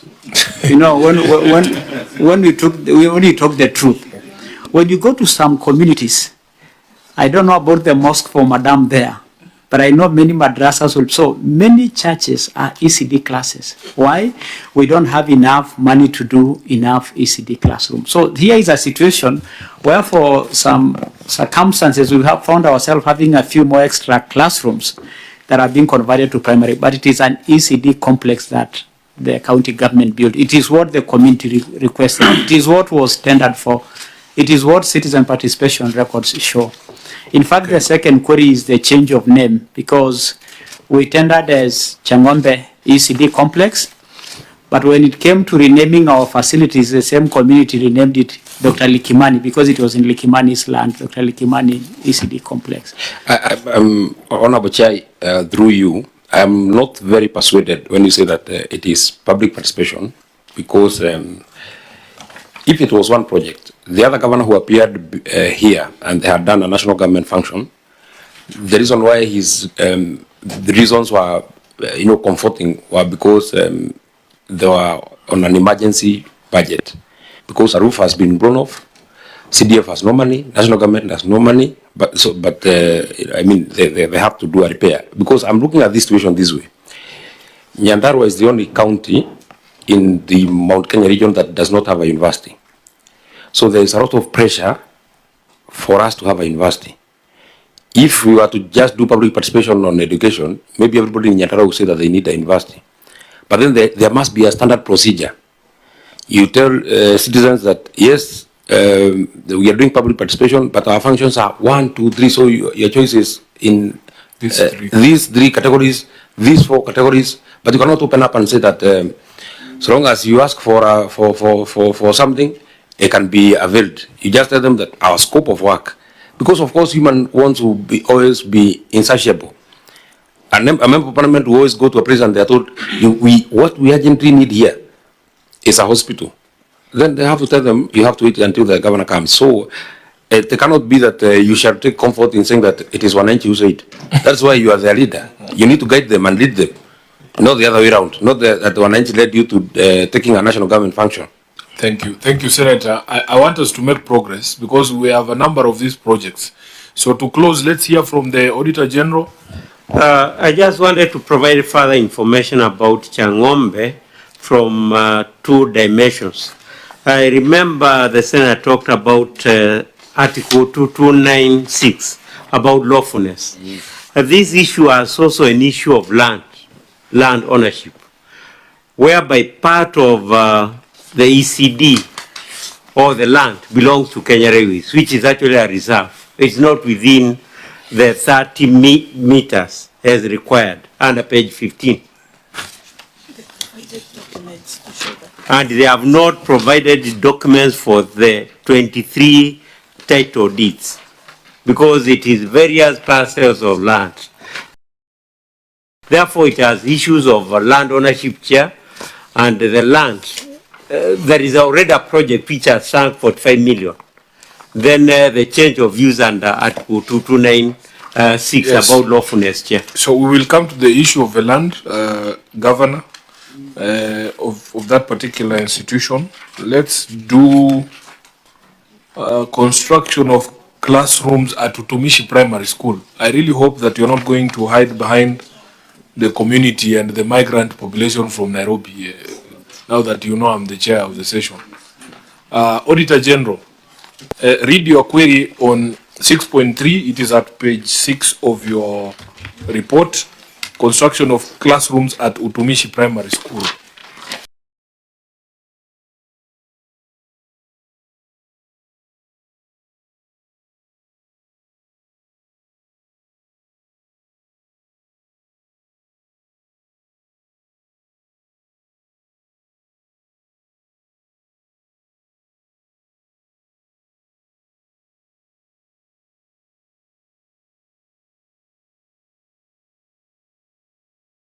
a contract shall be confirmed through the signature of a contract document incorporating all agreements between the parties, and such contract shall be signed by the accounting officer or an officer authorized in writing by the accounting officer of the procuring entity and the successful tenderer. Further, the audit noted that an amount of 1,364,218 was paid to the contractor. However, physical inspection carried out on 11th November 2021 revealed that the classrooms had not been constructed and no explanation was provided. Under the circumstances, the accuracy, validity, and existence of the project totaling 1,364,218 could not be confirmed. Thank you. Governor, your response? Chair, the management form of agreement between the county government and the contractor is fully signed and dated. The document was provided as attached for audit verification.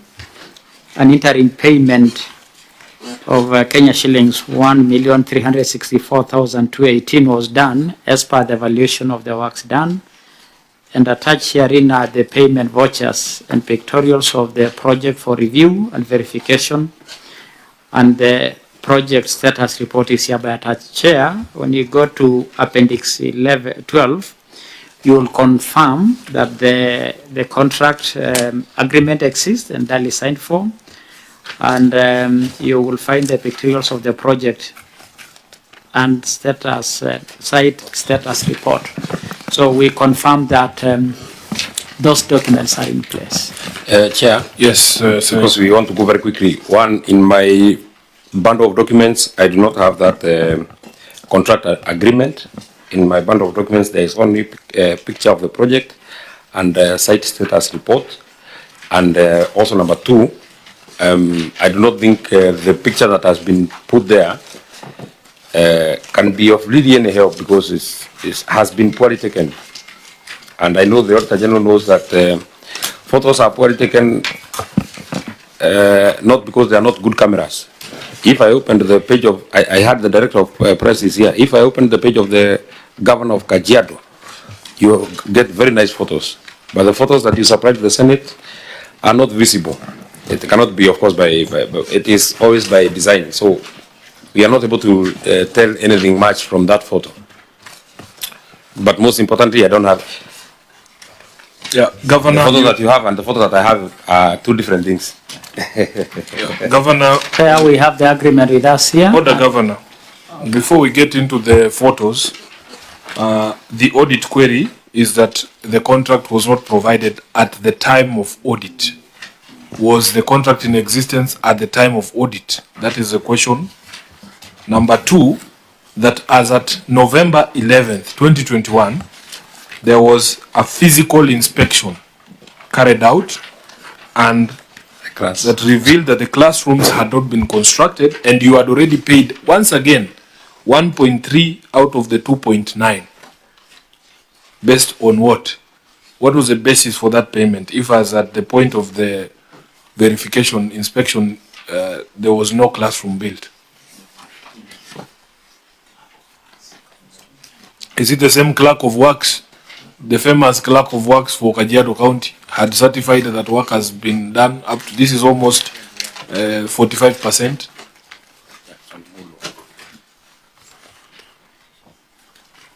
Go ahead. Yes. Yeah, Chair. With your permission, allow me to ask Lekina to support this. Though I just want to confirm, Chair, that we actually had the contract at the time of audit. We don't know. So why was it not provided? You know, that's a big concern. But you're saying something, Lekina, about the officers. Thank you, sir. Apologies for the mix-up, but we do have the contract of the agreement, as the governor has stated, and also the pictures. Pictures vary because they've been taken by different officers. I do not know what you have in place, but what we have is a colored photo of different. Okay, sorry about that mix-up, and this will be resubmitted to you for verification. Number 2, about the said officers, Chair. These officers have since been, administrative action has been taken, and they were stopped from issuing such reports. The procedure is we have field officers, then these field officers report to the headquarter officers, and the headquarter officers now the director before it reaches the chief officers level. So the field officers that were in charge of education and that of also health, the Motoriki project, have since been stopped. What are their names? We have one is Daniel, the other one is David. Maybe from Lekina, so that I don't lose that train of thought. Is there anything that you get from the HR manual that allows you to stop anybody? Because you can only interdict or sack. There's nothing like stopping. You're stopping from executing the works of inspection, not Because stopping works. That is something different. I mean, that is the disciplinary action that has been taken. Because you've done wrong, you are told stop doing that wrong. Yes, you are not capable of the wrong that you have already done.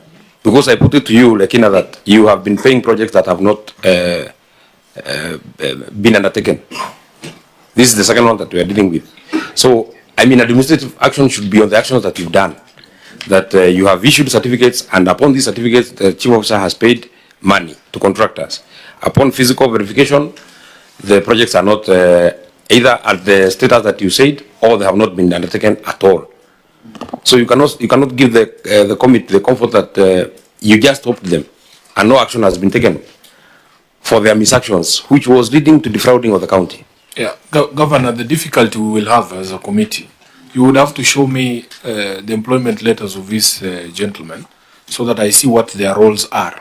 And if you have just stopped one role of inspection of construction sites, what are they still doing for the county? That is the difficulty we will run into.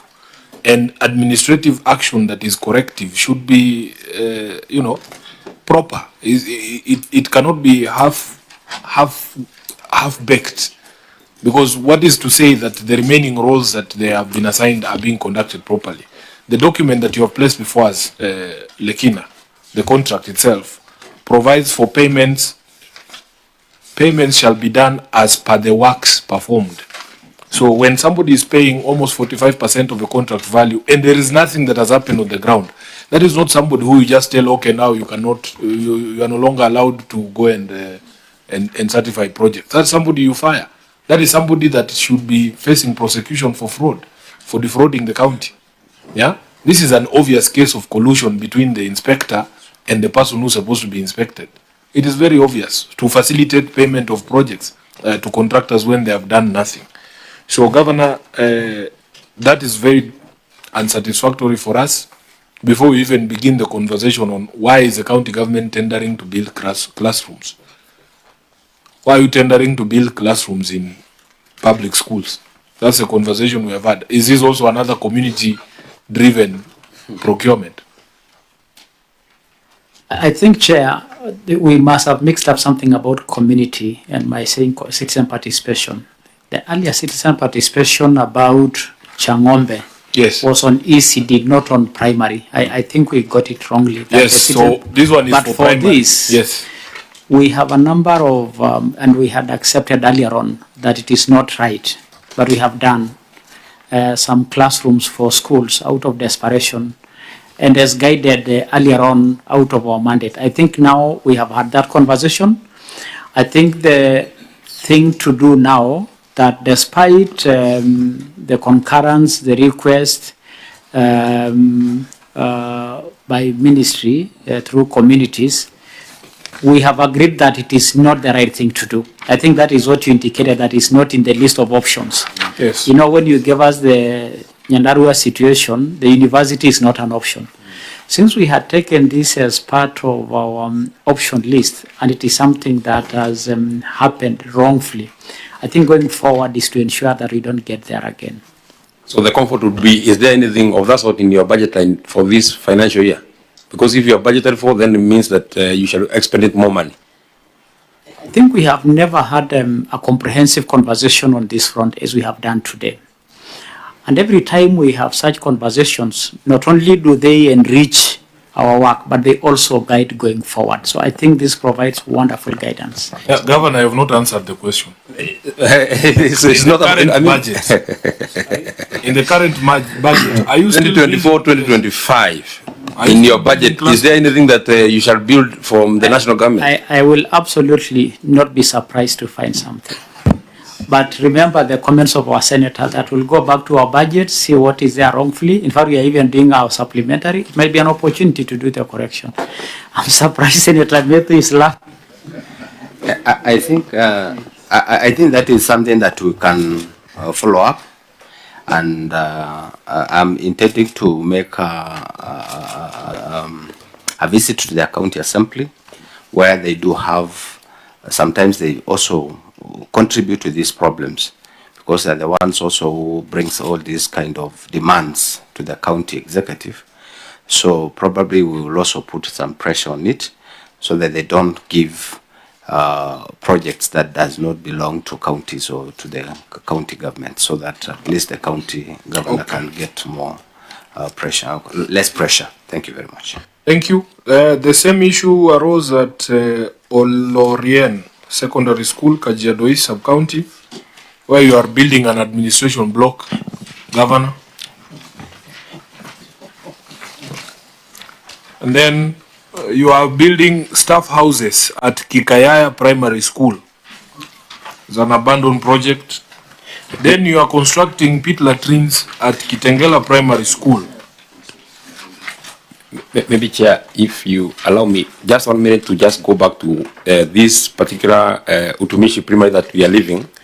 Now that the county has made an admission that this payment was not done properly, that's why the officers have been stopped.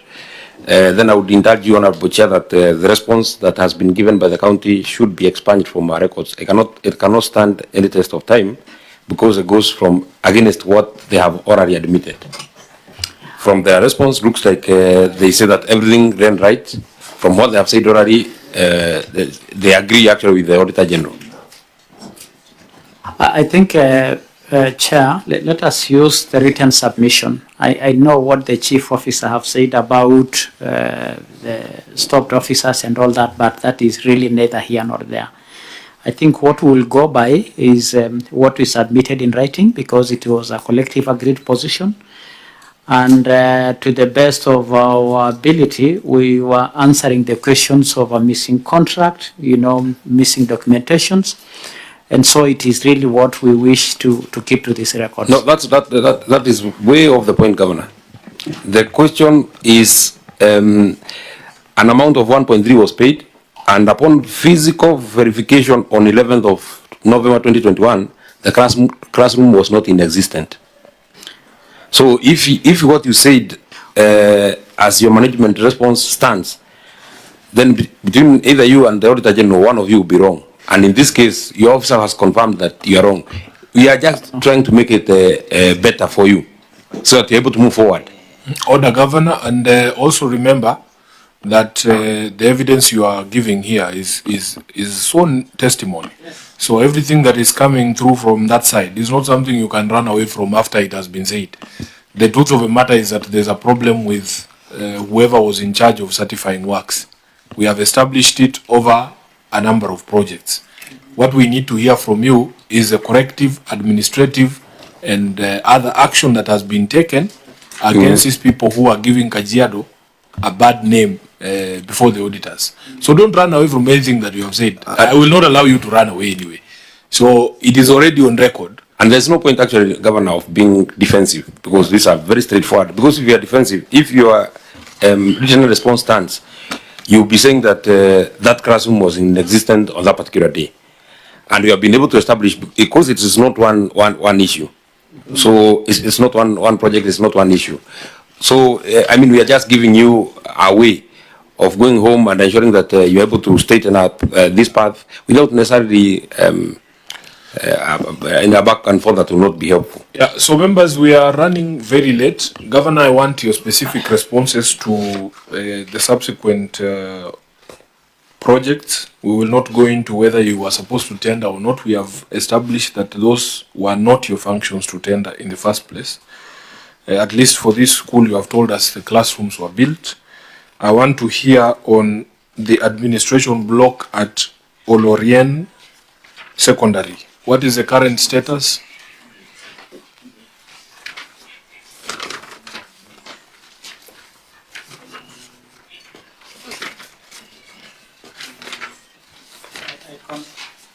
I confirm, Chairman, that the project in Olorien Secondary School is now complete and in use. Okay. What about Kibini Primary School? There was a query on poor workmanship. If I'm to read for you, physical verification confirmed poor workmanship as evidenced by the floor that had cracks, had peeled off, and had developed shallow potholes, making it difficult to clean. It was also noted that the contractor had not been informed of the poor state of workmanship and no remedial action appears to have been taken. What is the current situation on the ground?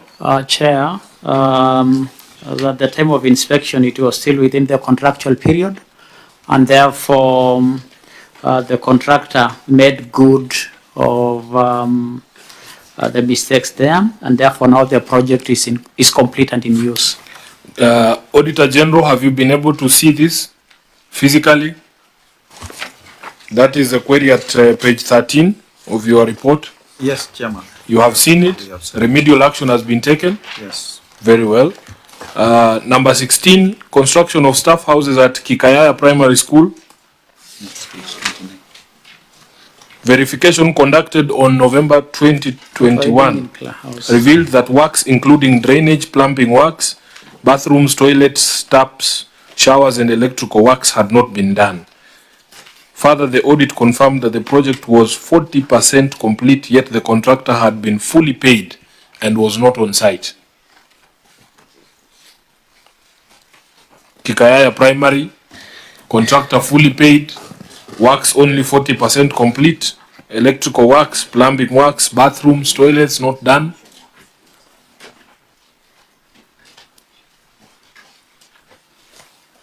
Chair, there was a problem of BQs to start with, and it is the problem of the bill of quantities that occasioned that.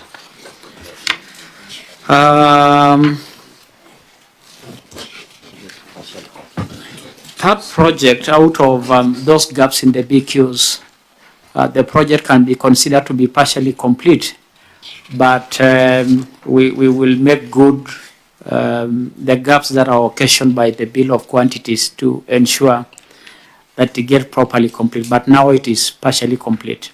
How does a BQ not capture floor slab in a building? Unbelievable. Those are the questions we're asking, and that is why we noted it was not in the BQs. As ridiculous as it sounds, it was not there.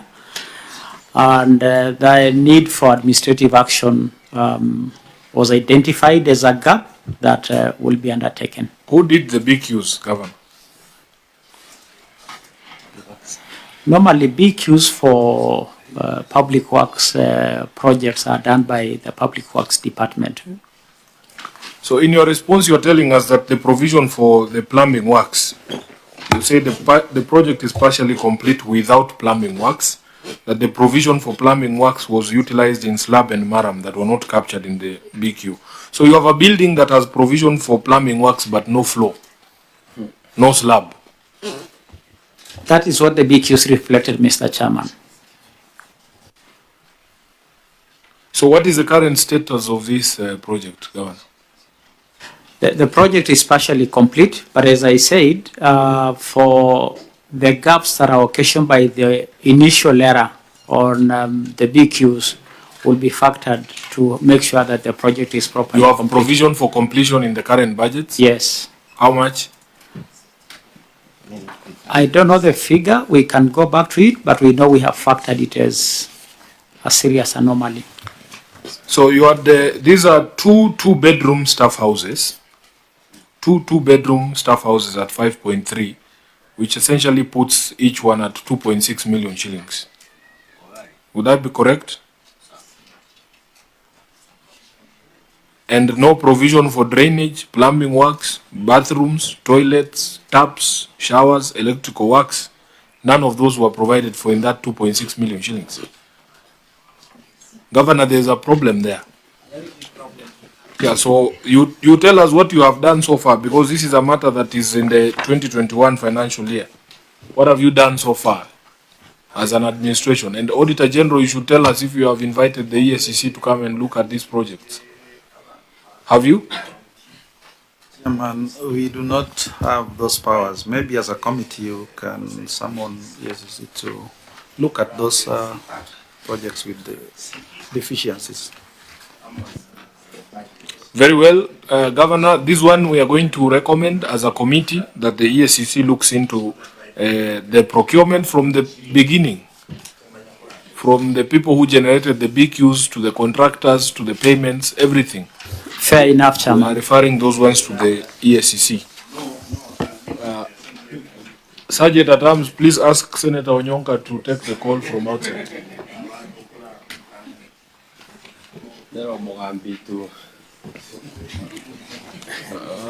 Let's come to stalled construction of pit latrines at Kitengela Primary School. The project implementation status report indicated that the project was 100% complete. Physical verification revealed that the project was only 50% complete. In addition, the contractor was not on site and the works had stalled. This is for 241,000. 241,000 had not been paid as the term of the audit in November 2021. What is the status of this project, Governor? Sure, this is an interesting one as well, because here is a situation where we awarded for the construction of a pit latrine to the school, and the school management wrote a letter, which we have attached a copy of the same, to have that project relocated to give way to a borehole. And therefore, this has been occasioned, the problem here has been occasioned in the change of use of the piece of the land in the school to a water project rather than a pit latrine. We wish to report that really this was occasioned by the school management. We have written evidence for the same, and therefore it is a school that changed course. So then that way we were unable to proceed with the project. So what is then the status of the toilet? As at the county, the time we left, it was partially complete, then it was stopped and abandoned so that they give way to the water project. So that will call it what now? Because it will not be complete because a borehole is being done next to the latrine. That is what we call absolutely money down the toilet. Money down. In fact, money down the toilet. Yes. So what is the plan with that particular? We think really the school administration should be held responsible for the same. We think remember. What if we put it that you didn't do public participation? Remember, for us to do the school toilet there, yes, it is the same school management that had made the request. The county will not go to a compound of a school and saying we are putting a toilet there. The county at its best will be to give the school a project and let the school designate the place for the project. And so once the county have done that bit and the school put in writing that we have demolished the college for the toilet for this, we were equally offended. Who's doing the borehole, Governor? The school. It's not ourselves. They are the ones who pointed out which corner they wanted the latrines. Correct. So who do we get this 241? How much money was paid, Auditor General? About 750. Had paid 241. A total of okay. 241. That one it says had not been paid. So if you subtract 241 from 993, you should get 750. 750. So, Governor, your recommendation is that we get the 750,000 paid from Kitengela Primary School. Chairman, we have indicated the chronology of this problem. Yes. That the school had requested for a toilet, which we gave them a contractor to do. Once the project had been done to some degree, the school comes with a water project and started to say, this is where we are putting the borehole, and put in writing their change of land use. And therefore, I want to submit that the county did its bit, but the school management did what they did. Chair. Yes, Senator Umtata. Your Excellency, there are two things, because that money cannot just be lost. One, I wanted to inquire, because not all toilets have to sink into the ground. Not that they are putting a water point there, not that you're going to have water on the compound. Was it not possible to remodify the toilet and transport the waste material to a digester, so as not to lose all this money? Was it not possible, if I'm assuming you are doing a pit latrine, was it not possible to modify the project and transport the waste to a disposal point and safely, now that you had water available? And number two, what was the level of due diligence that the school had taken in, and did you maybe raise an objection to what they were trying to do, given you had committed so much money from the county's resources?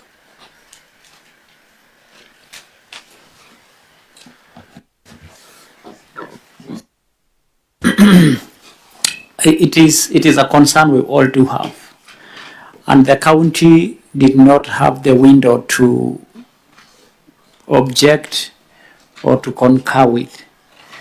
When the contractor was removed by the site by the same school management who designated the site for the same, we were equally in total disagreement that that was not in order.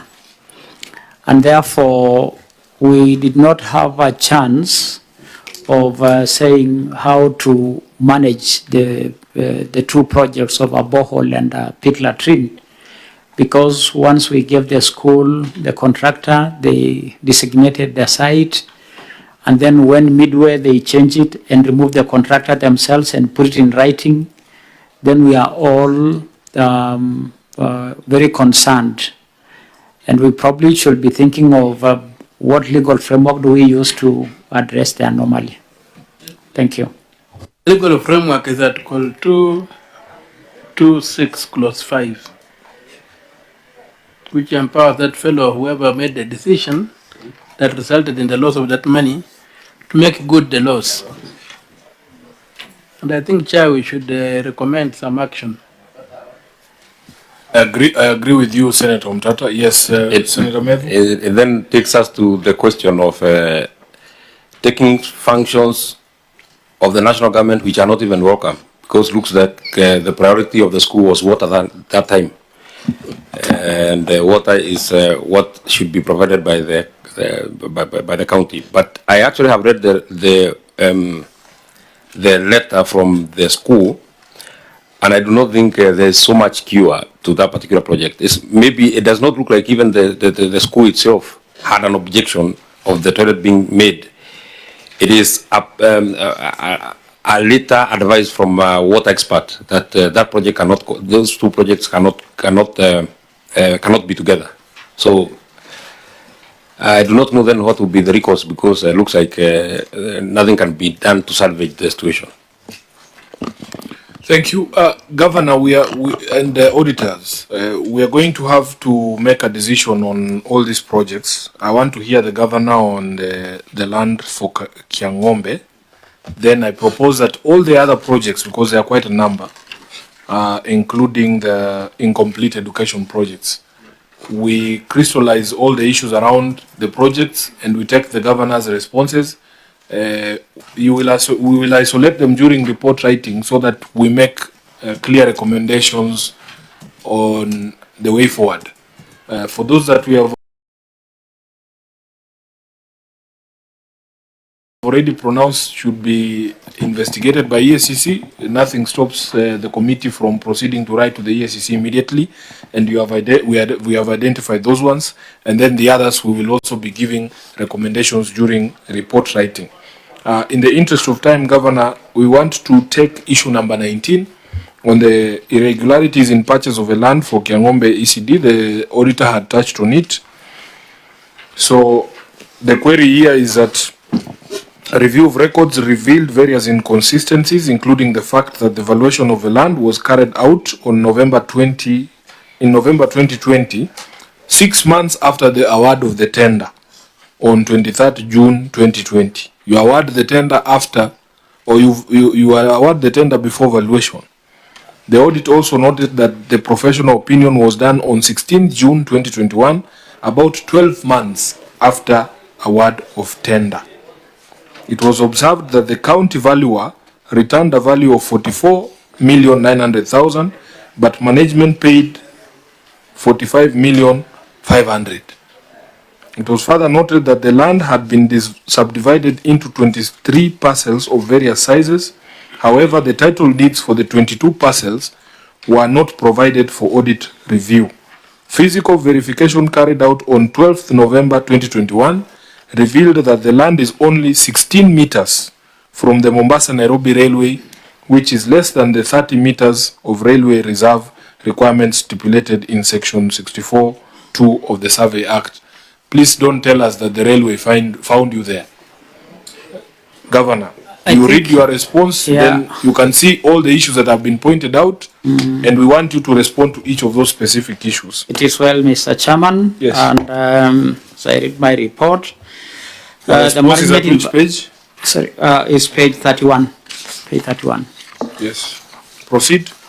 Yeah, the management invited interested individuals and firms to express their interest in disposing of their parcels of land through a newspaper advert, which we can make it available. Only one person submitted application for disposing of his parcel of land.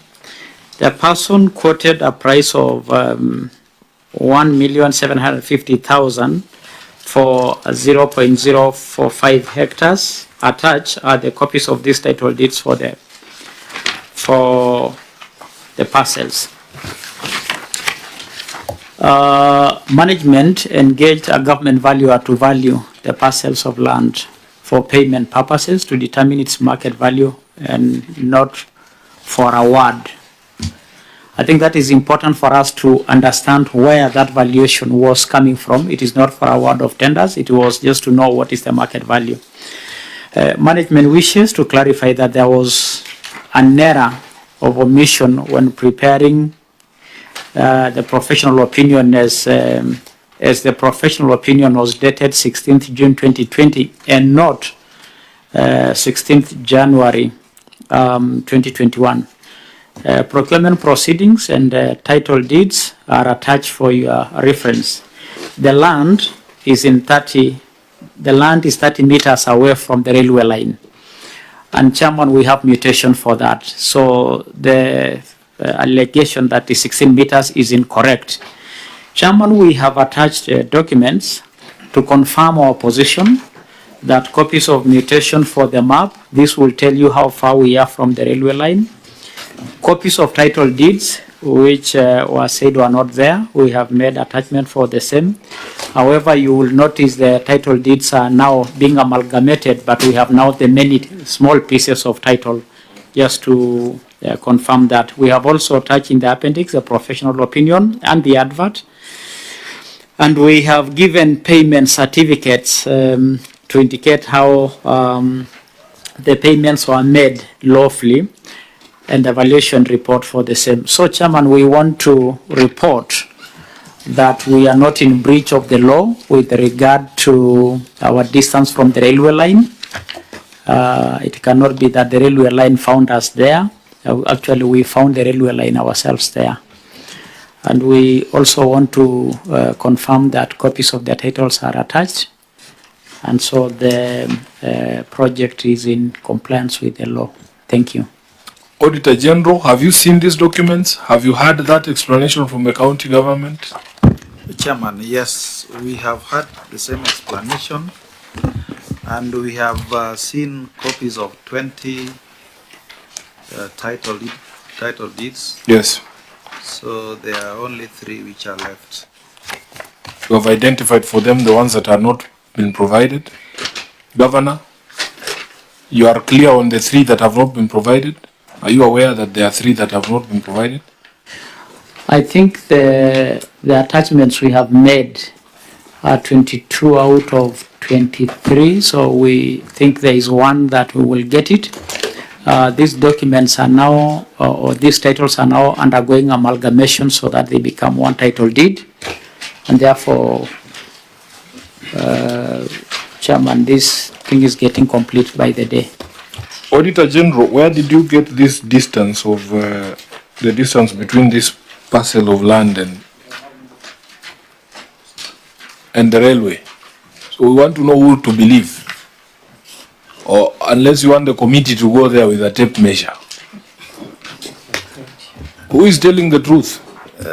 Chairman, I think we still stand guided on this particular matter because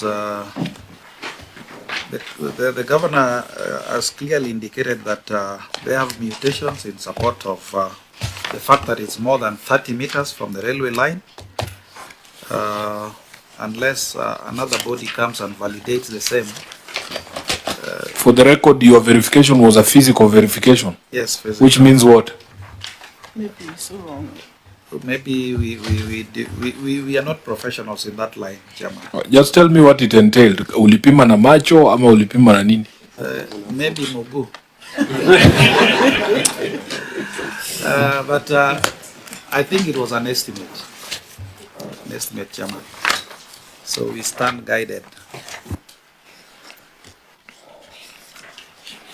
Governor, how have you addressed the question of the valuation being carried out after the award of the tender? And how do we believe that this professional opinion was dated wrongly and inadvertently? Yes, Lekina, go ahead. May I ask my officer to comment? Thank you, sir. As stated in the statement of response, the first action was an expression of interest that was published in the dailies, which we have attached, Chairman, as evidence. Firstly was to look for the land. You cannot go value what you do not even know what you're valuing. I think that was stated earlier by one of the committee members, Senator. And after we received the bids, before payment was done, it was just due diligence to be done to see that what has been quoted, is it within the market value? And after the report got back, it was seen that it was within the range. So the valuation was done to confirm the value that was quoted by the proposed seller or the then seller of the land. Auditor, your query was on a difference of how much? About 600,000. Are you saying it is it's not within the range of evaluation report? Does it have to be precise? No, Chair. There is a percentage range and 600. It is not far from the deviation. It has not deviated a lot. It's within the range, Chair. Very well. So is there any action that you wanted us to take on this? Anything you wanted us to note as a committee? Probably the issue of the remaining titles, so that at least we have a full ownership. Governor, how long will it take to provide the remaining title deeds? It is very likely, Chairman, we will now have one amalgamated title, but yes, we should, from the evidence of the amalgamated title, be able to generate the remaining 1 or 2. Yeah. And therefore, possibly we should say 2 weeks we make the copies available to the Auditor General's office. But in the subsequent then conversation, we will be talking about one amalgamated title. Okay. George, is it in our place to engage a surveyor to get the actual distance between this property and the railway line so that we know who's telling the truth? Yes, Chairman, we can do it as a committee. Very well. So we will establish the distance from this railway line to the property so that we know who's telling the truth and who's not. Governor, you know the implications of being within railway land. There will be too many problems for you emerging if it is found that the land actually was not available for purchase. Yeah. So it is so directed. Members, Senator Sek, I hope you are still with us. I'm almost Yes. somehow lost, but we'll catch up. Let's see if there is any other issue, Auditor, that you wanted us to touch on. The projects, we have made a direction on the projects. So the borehole at Ololopon, erection of a mini petrol station at AMS Kitengela, those ones will be dealt with as one. So let's see something that is not project related that we wanted to deal with.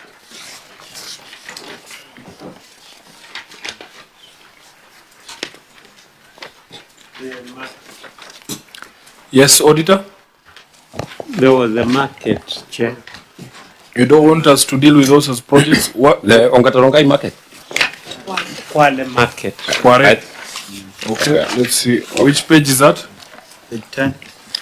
Yes, page 10. Governor, you are queried for the stalled construction of Kware Market. An inspection exercise carried on 15th November revealed that only part of the substructure works had been done and no other works were ongoing, and the contractor was not on site. Further supporting documents for the project were not provided. It is also noted that some parts of the substructure were already being vandalized and the project had stalled. Management did not provide an explanation as to why the contractor was paid in full before completing the works. So an amount of 12,540,000 was paid to the contractor in the year under review, and the indication was the project was 100% complete. Governor, what is the status of Kware Market? Let me, Chairman, indicate by just bring clarity that Kware Market is on Ongata Rongai. The initial scope of the contract was to build the ground floor with a suspended slab of the market. During the site handing over, the traders requested for the change of design to accommodate the larger number of traders in the market area in Ongata Rongai town. The planned expansion for Kiserian Bomas Road by Kenha will displace 2,000 traders operating on the road reserve in Kware area in Ongata Rongai. The local leaders and traders petitioned management to change project design to accommodate the displaced traders and curb the possible land grabbing of the parcel of land set aside for the market. The completion of the project will be subjected to public participation in the next financial year. Let me, Chairman, I think an explanation would be easier so that we see where we are coming from. There are two things that are coming into play here. A big population of traders in Ongata Rongai and the removal by Kenha of traders who are what is now called in Sokomjinga, traders along the road. Now we wanted to do a two-level market in a piece of land, and that's what we're talking about, suspended ceiling. When the Kenha team removed our traders, they said instead of you doing a suspended slab, you do a complete slab of the whole thing so that we are all coming to the ground rather than having people at the top and the money is not complete. We have a petition for the same by the traders. But now, when we did the slab over the entire space of land, and I wish maps, and although the maps are there to show what we are talking about, then Kenha did not begin the construction of the dual carriage between Ongata Rongai and Kiserian. So the traders again abandoned the slab we built in Kware and went back to the highway where they consider is more lucrative to access the traders. But to cut a long story short, Mr. Chairman, is that we were petitioning instead of doing a suspended slab, we do the slab there, which we did. The solution to this ultimately, because the conversation to redo again the dual carriage road is coming up, the solution is for us to allocate, which we will do in the next financial year, resources to complete the entire market. And therefore, the observation by the audit team was correct. It was occasioned by the petition by the traders. The change of design was to accommodate more traders, and the current state of abandonment is because the traders have gone back to the road, which is really a very temporary solution. That is our position, Mr. Chairman, and we have submitted for verification the request of change of design of the market from the user department. We now have a site inspection report, and we have minutes of the petition by the traders to do a ground slab that is double rather than going up. And we now have a complete project design for a complete quarry market. That is our position, Mr. Chairman. Senator Met. Your Excellency, Governor, there is something in your explanation that have not addressed part of the query, but before then I would want to know what is the current status of quarry market today, how much has been done in as far as this project has been done. Chair, there are two things here. The slab that was substituted by the suspended ceiling has been done and that has been completed. But now, this is the situation. The traders have abandoned the market site and went back to the road reserve, which we think is a temporary situation because once can have begin to do their dueling of the road, as indications are, they will go back. So the foundation or the ground slab has been completed, but it's not in use. In fact, in some instances, people even dump taka there. So, in your opinion, in regards to the original design of the project that was supposed to be 29 million, how much of that work has been done? What percentage, if you had to quantify? That work has been done in full, because now what has happened, Chairman? So the original work that had been given for quarry has been done in full. It's been completed. That is why payment certificate number 2 had been raised up to 100%. Yes. So have you paid the contractor the 29 million? It's very likely. So that has been completed. Okay. Yes, it was completed. The original work has been completed. It's not in use because there was... It is not in use because traders it. prefer to be on the road. So the traders are on the road. Now what we are going to do in the next financial year is to do a complete market, a two-level market, and now get the traders to get out there, and then we'll have a mechanism to enforce their stay to the market. But this will be solved if Kenha were to do the dual carriage and remove people from the road. It's a problem that most towns and the city senator can confirm that traders in cities always prefer to be on the road because that is where they find their customers easily. That's maybe Chair. Let's hear Omtata, then we come to you as our host senator for today. No, you okay? Thank you, Senator Seki. Chair, I wanted to ask the governor, how do you try to address the issue of vandalized of the market? And again, where do we have the construction of this market by the national government now that they also have a budget on the same, on the quarry market? I don't know if you're in conversation with the ministry of is it housing or what? Yeah, so you better tell us so that we don't have duplication of projects. Chair, we have a reversal of roles here. While the earlier accusation was the county doing the national government function, these guys want to do our markets. And we are actually happy ourselves if they are to do the market. Not because we are happy to give up our mandate. We are very jealous about our mandate and protective of the same. But our local traders are desperate for what to do the trading. Senator Seki Kajiado, this is part of the conversation we had the last time, or where the MP for Kajiado North made a pitch, Honorable Ngoko, to the president to do that market. So it is very likely that in the plan for the national government to do a market, we will have them complete the BQs of what we have designed now for the market.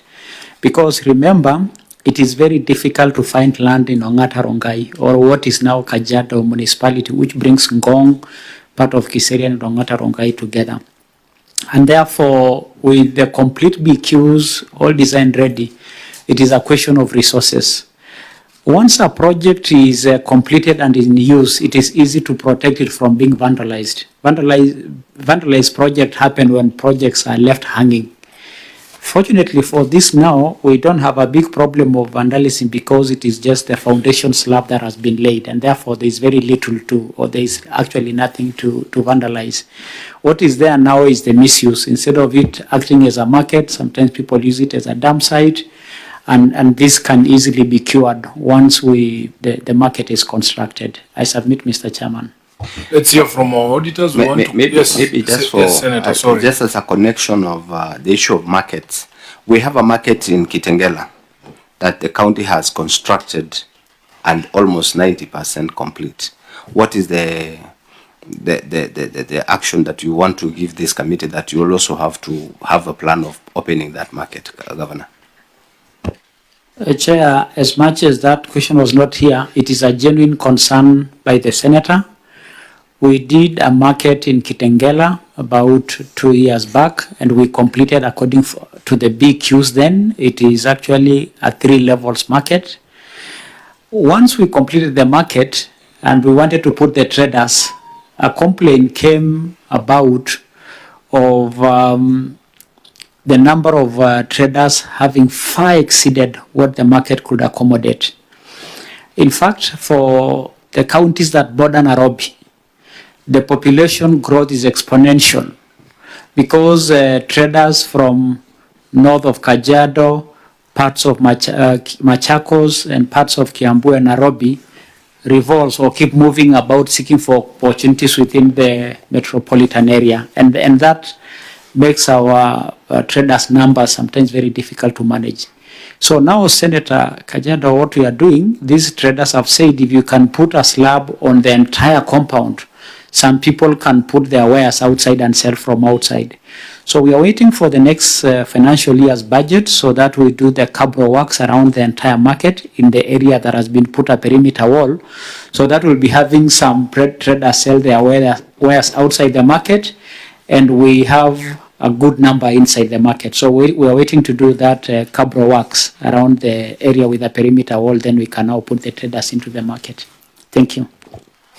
Thank you. Auditor General, do you have anything to say on this before we close? We wish to concur with the Governor that it is true the original plan was changed. Instead of doing shading for the traders, they did 2 foundations adjacent to each other, and a walling, a half walling of the market, and the steel metals for the pillars have been vandalized. And unfortunately, one side of the one foundation is a huge heap of waste products. It's a dumping site.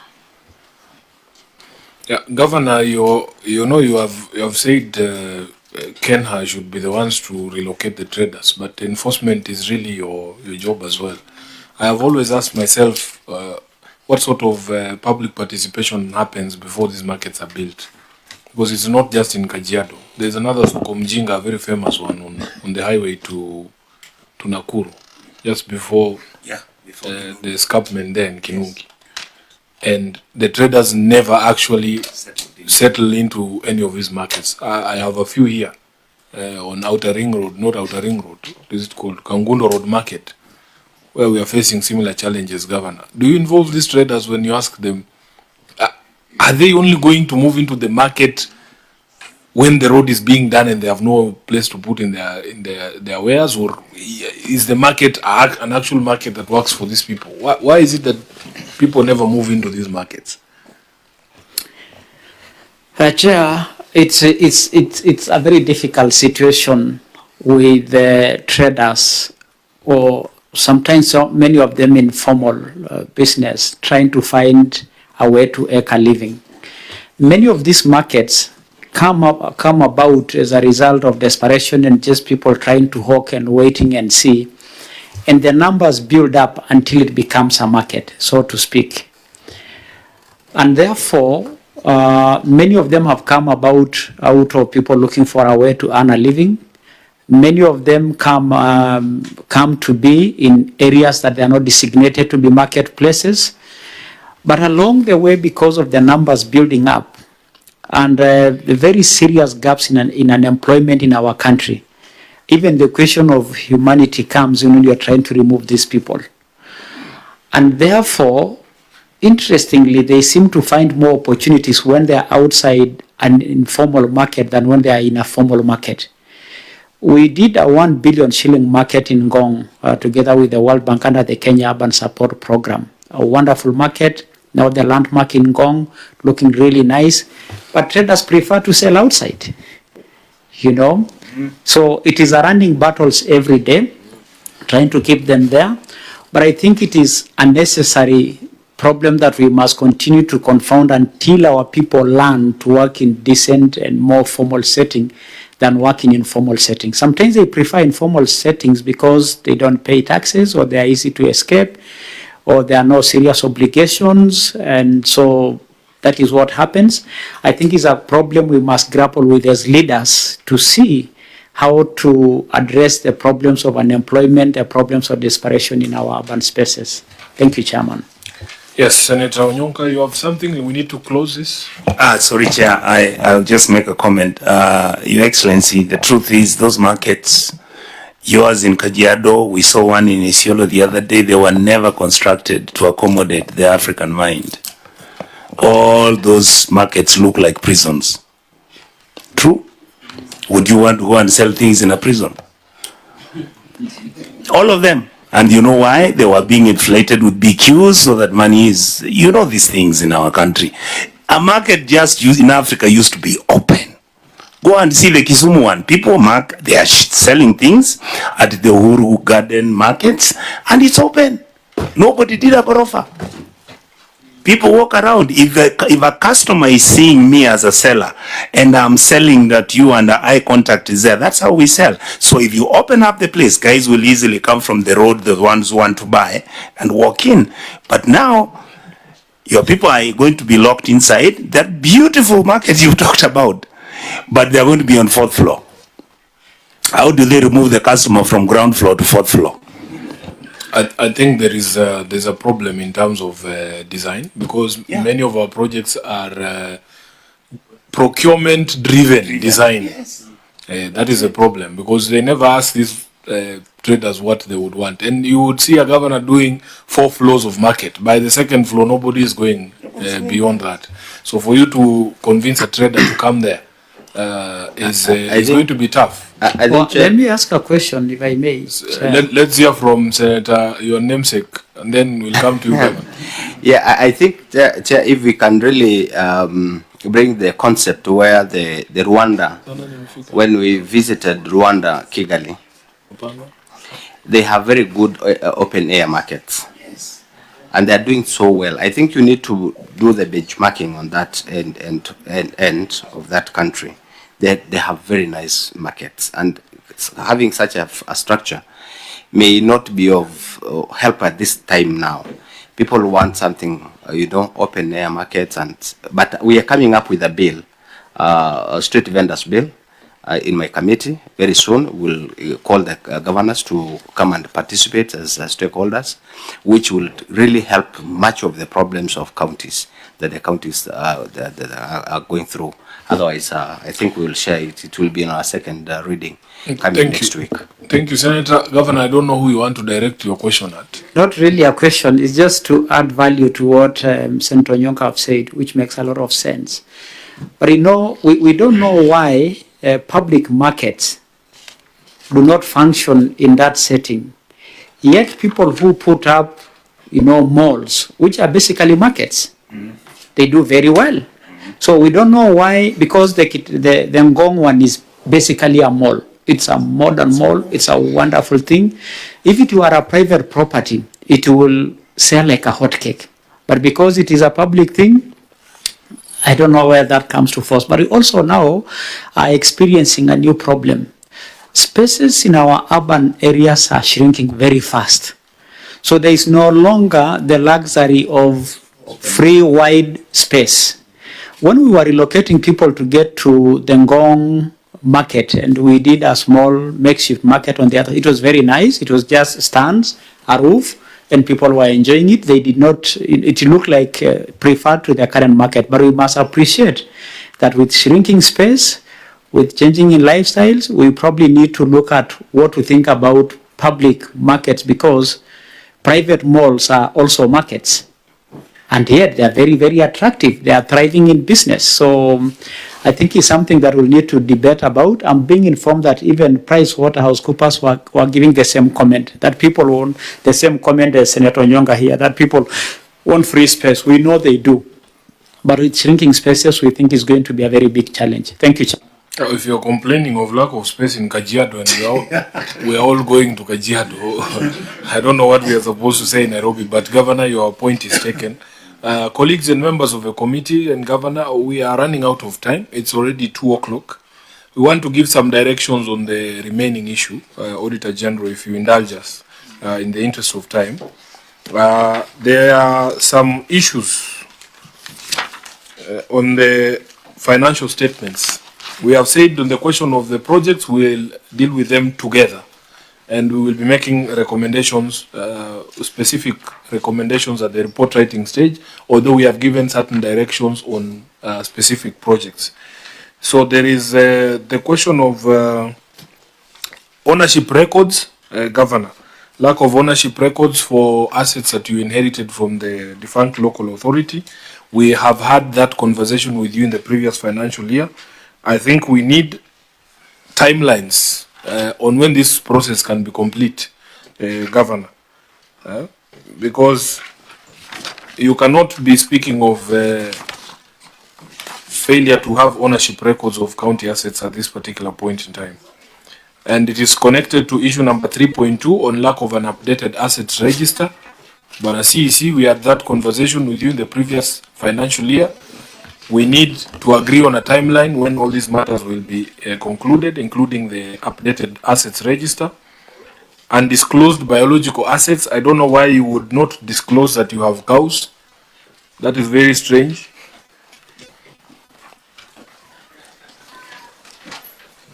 In the financial statements, and Governor, you have confirmed that you don't have capacity challenges in your finance office. So they know the standard, they know the requirement for disclosure and the standards for disclosure. Long outstanding account receivables, uncollected land rent, rates and royalties. Governor, what is the plan on this?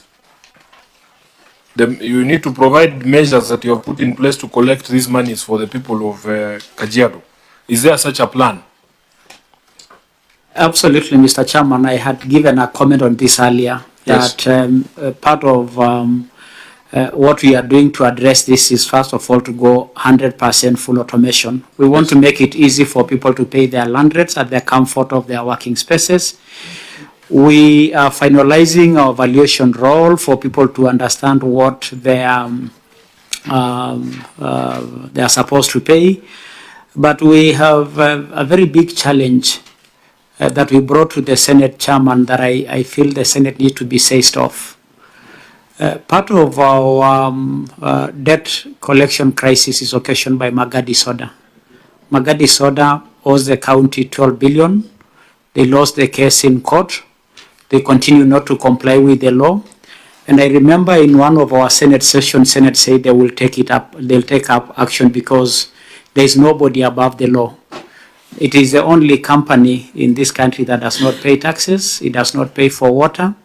It operates as if like in a vacuum. They owe the county close to 12 billion. So this entire amount is just Magadi Soda? Substantial. Because I can see the amount is 12 billion here.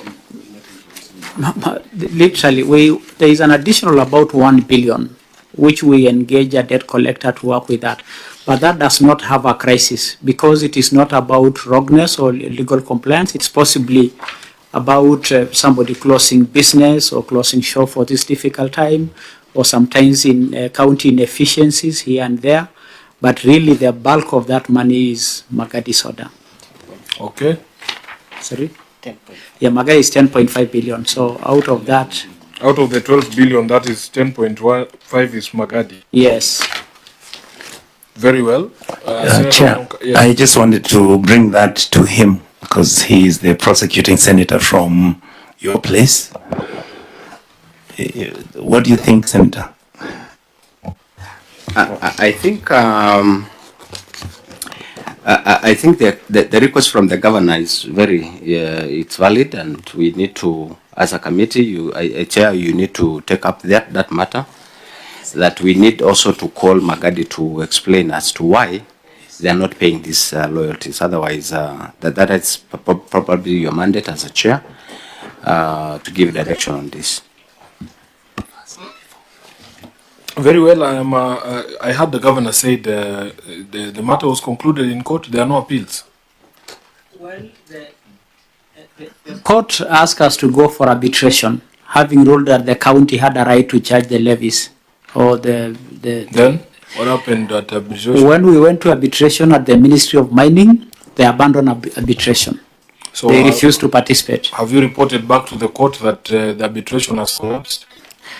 Yes, they are trying to go now to the appeal, but there are some things that are straightforward. Besides the contested land rates, they owe money in many other small other taxes that they are supposed to pay and levies. Yes, the handicap, Governor, is usually when the matter is still active in court, it is very difficult for us as a Senate to interfere or to begin any processes if the matter is still in court. So, members, subject to confirmation of the status of the court cases, Senator Lenku, we might not get into that realm if indeed they are still pending matters, but we will confirm independently as a committee if indeed the court matters have been concluded. We can also have a conversation with them as a Senate. But Governor, there are ways to enforce court decisions. Yeah, and I know Magadi very well, and I know the dispute with the community. I have seen the community enforcing court orders before. I'm not saying anything, but I have seen it. You have already said it. Thank you very much for your guidance, Chairman. No, that is not official guidance. I'm just saying. So we will have to look at the status of the litigation, and if in fact a conversation with them would be helpful, because a party who abandons an arbitration, which is a formal process to resolve cases, is not indicative of goodwill. Maybe, Chair, if I can just ask, is there a fresh case within Magadi now in the Court of Appeal, or within with the county, or it's just within the ministry? There are so many cases with Magadi in regards to this matter. Recently we tried to force them to pay some of the uncontested levies, and they just went to court to get an injunction. So Magadi has many things they are playing with us. In fact, including the current contract they are operating in had expired in 2023, which is last year. But in 2000, they purport to have had their lease extended by another 50 years, which is a different story altogether. So the Magadi story, I would ask Mr. Chairman that we don't leave it just because they had gone to court on one front. They have many other areas that they are not complying with the law. So now they have a myriad of court cases with the county to try and avoid. Governor, there is a matter there that is almost related. Do you have a county attorney? We do, Mr. Chairman. Where is he or she? He's not in this session today, but we have a county attorney office. Okay. The issue number 5 there on page 4 of the Auditor General's report on unsupported legal expenses, the accusation is that the management engaged various legal practitioners to preside over various cases in the year under review and previous years without the involvement of the county attorney. You have seen that query by the Auditor General on unsupported legal expenses. Legal expenses are the easiest to support, Governor, because you have a case, you have a requisition for a supplier, you have court documents, you have all those things. How is it possible that 142 million cannot be supported on legal expenses? And what is your response on the involvement of the county attorney on these cases? Probably this is why even the case with Magadi's order is not moving. What is your response formally so that we conclude with that issue? Chair, I don't know what... you are making a general conversation, so I'm at loss whether to read our management comment, but it's such a long a long comment. Yes. Just tell us yes, if you have a county attorney and why the auditor queried that he was not involved and that you have not supported the expenditure on legal fees. Thank you, Chair. On this matter, you raise the matter on, because there's so many, there is a whole write-up, but you raise the one of 142 million. Yes.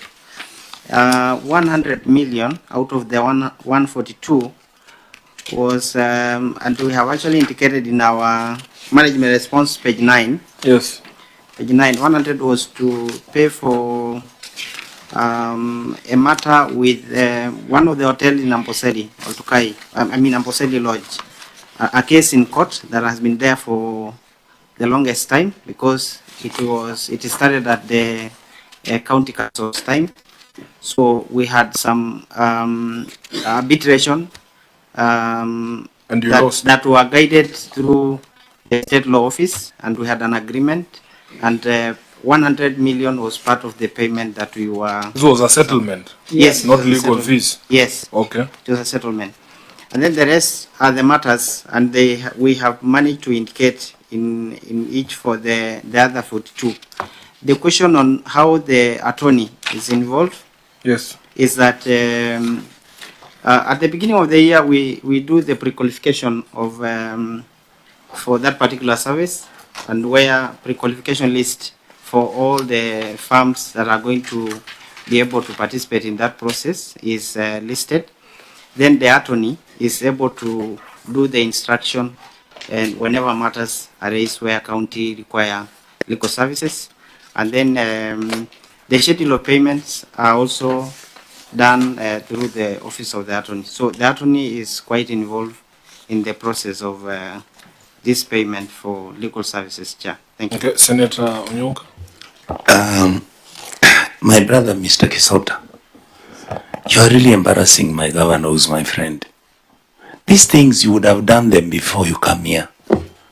What you have explained, you see, the Auditor General is saying, in the circumstances, the accuracy and regularity of the legal fee expenditure amounting to 142 million could not be confirmed. What you are telling us is confirmable. Why don't you give them the documents?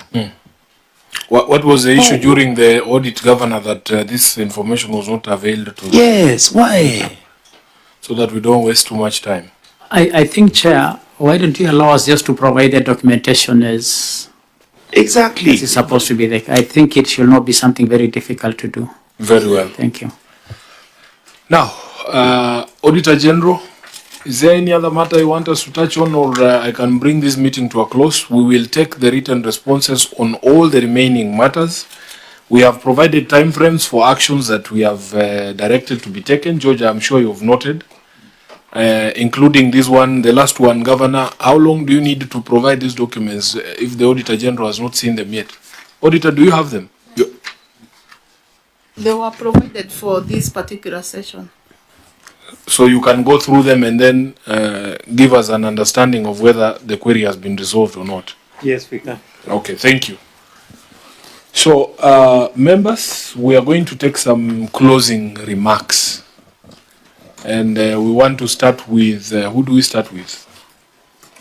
We start with you, OIG? Yes. Or we start with COB, who has not said anything? Let's start with the control of budget. We come to Treasury. They have not said anything so far, or is it because we didn't ask you any questions? Thank you, Chair. From the observations, the auditors have raised some weighty issues, and hope the recommendations will be actioned. My general observation was about the general fuel cards. I don't know why the use of general fuel cards. And in the response, there was a mention of depreciation. So I was wondering whether you have moved from the cash basis to the accrual basis. Then on the realization of the OSR, I've heard His Excellency the Governor stating the measures to be, for the collection, which is commendable. Thank you, Chair. Thank you, Nancy. Dr. Munywa. Thank you, Honorable Chair. Well, in my observation, when I looked at the audit queries raised, there were a number of accounting errors that the county government has since corrected.